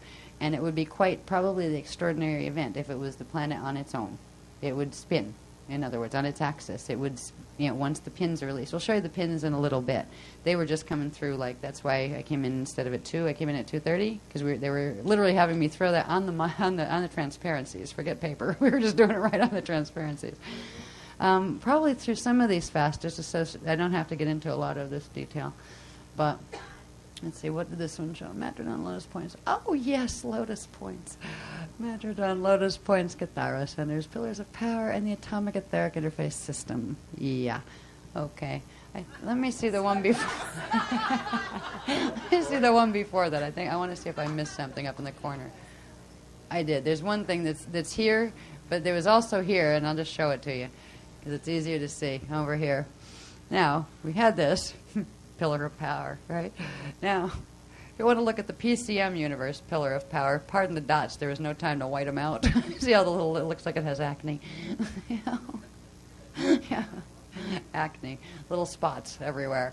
Yeah, that's from the copier. They're not supposed to be there. This is the PCM Cathara grid, right? Just showing the PCM Cathara grid. It's not showing its ethos and its eros connection right now, or its eros and its parallel eros. But it is showing the pillar of frequency that starts with the D13.5 as the center column of the breathing tube, then gets into the D1 atomic and the D2 elemental. This is literally the etheric going into the atomic connection. The atomic being the ray currents that come down from the 15 ray currents, the ionic particulate currents. All right, those that step down to become the atomic currents interface with the D13.5 spectrum, which is the etheric spectrum, through this pillar of power. It's through the lotus points that the etheric frequencies are taken from the pillar of power, where they're generated, and moved into, through these lotus points, 1, 2, 3, 4, 5, 6, 7, 8, 9, 10, 11, 12, 13, 14, 15, 16, 17, 18, 19, 20, 22, 23, 24. The 24 lotus points. Take the frequency that's generated in the interior pillar of power from the etherics and move it into the atomic level of expression from the inside out. This means you have a pillar that runs inside of your body that, when it's working properly, would take the natural etheric spark frequencies that are being generated through the pillar and bring it right into your atomic structure, right into your D1 level, D2 level, D3 level, from the inside out. Not first from the outside down, but from the inside out. It expanded out. This is how the form itself is expanded out into dimensionalization, from the inside out. You already have the template capsules around as the light body structures around. So the lotus points actually take the energy that's generated in the pillar of power and move it into progressive manifestation, D1, D2, D3, D4, D5, into density manifestation. It's the etheric atomic connection, from where it goes from being etheric stuff that you don't see, that's made of the spectrum from the other side, from the other akasha, the other Eka level, into the literal atomic currents that we see here. Our density 1, which is D1, 2, 3 currents, our density 2, D4, 5, 6 currents, and, et cetera, all the way up, 7, 8, 9, 10, 11, 12, density 3 and 4. So it's through this. You could look at the pillar of power a little more simply without getting, your eyes distracted by those, as this pillar of frequency that is generated by this process of breathing between the ethos and the parallel, eros, our ethos, parallel eros, that generates the spark pulse currents in here that then get transmitted outward, and the form itself expanded outward from the imprint that's in the shields in through the lotus points, out into the density manifestation. This starts the process of expanding from the inside out, just like the flame itself, just like all of the spheres. They start from the inside of the flame and they expand out. Well, we expand from the inside out also. Now, there's levels of the body, of the etheric bodies, and of the manifest levels of, before we even get to the auric field levels, where we have our lotosphere, our logosphere, our photosphere, something called our ovosphere, and then our huvosphere, where our huva bodies come from. And that's where our 15-dimensional auric levels come from. So this is not a simple process of creation. It's simple, I guess, if you're source. You're looking down and say, oh, that's easy. But when you're down here trying to work around brain mutation, it's a bit challenging. All right, the next one, please. Sometimes I wish I just decided to be an artist. That's what I wanted to be when I grew up. Actually, that was Katie. When I walked in, I knew what I had to be. This is showing the lotus points on all of them. That was the other one to show the 24 lotus points in the PCM grid.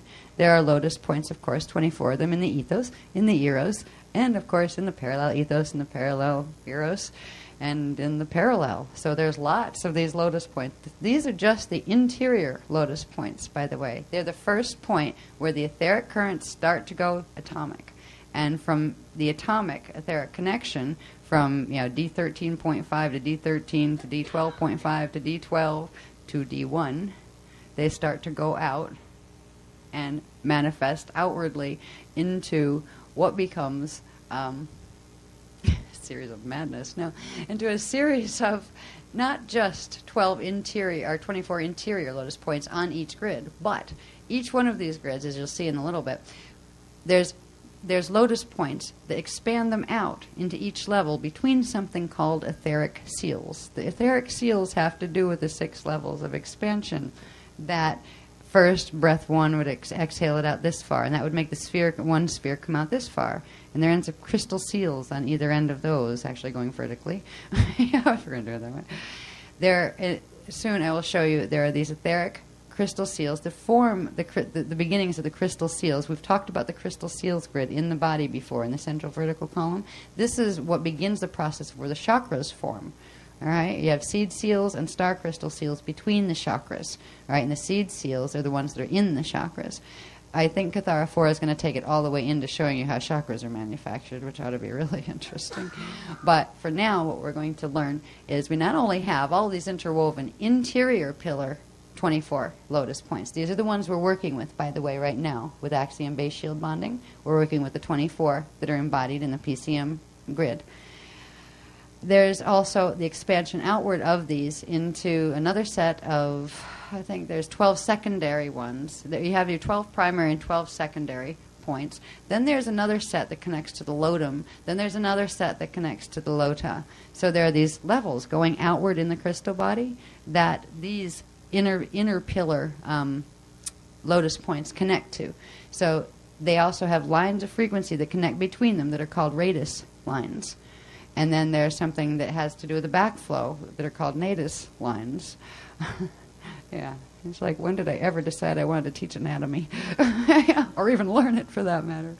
No, it's frustrating. This is a lot of work for everybody, I think, to try to keep track of it. Like, what was a Hoover body? How long ago was that? You know, that kind of stuff.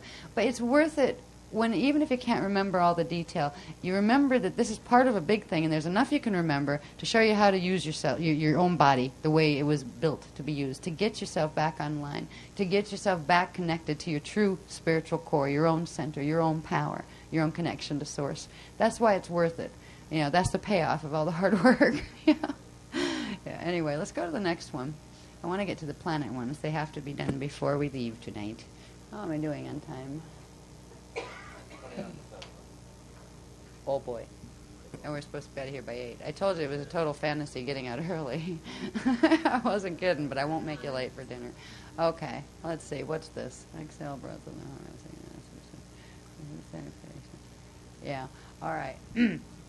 Yeah. The process of the cycles of those 6 vertical breaths that I was talking about before, the 6 exhales, where the pillar, the ethos pillar comes up and then down and up and then down 6 times before it sparks the eros one up above and then brings them back all into contraction. And after that contraction, they shift 45 degrees and then they can go through anataleya, athanataleya, ataleya, and pop off and then come back fully recharged again. Okay, we're going to learn more about that on Friday, actually.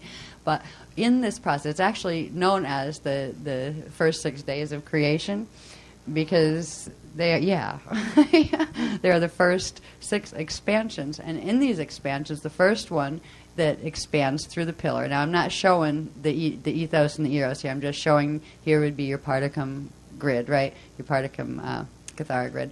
And it implies you have your eros one, your ethos one down here, and the parallel eros one up there. And in their cycling through the pillar of power, they expand out the first one, which would be the D13.5 lotosphere. And the second one would be the D12.5 logosphere. Now, the lotosphere, the D13.5, down steps in frequency. When it phases, it makes sparks that form the D13 monad. All right? So that forms your D13 monadic capsule.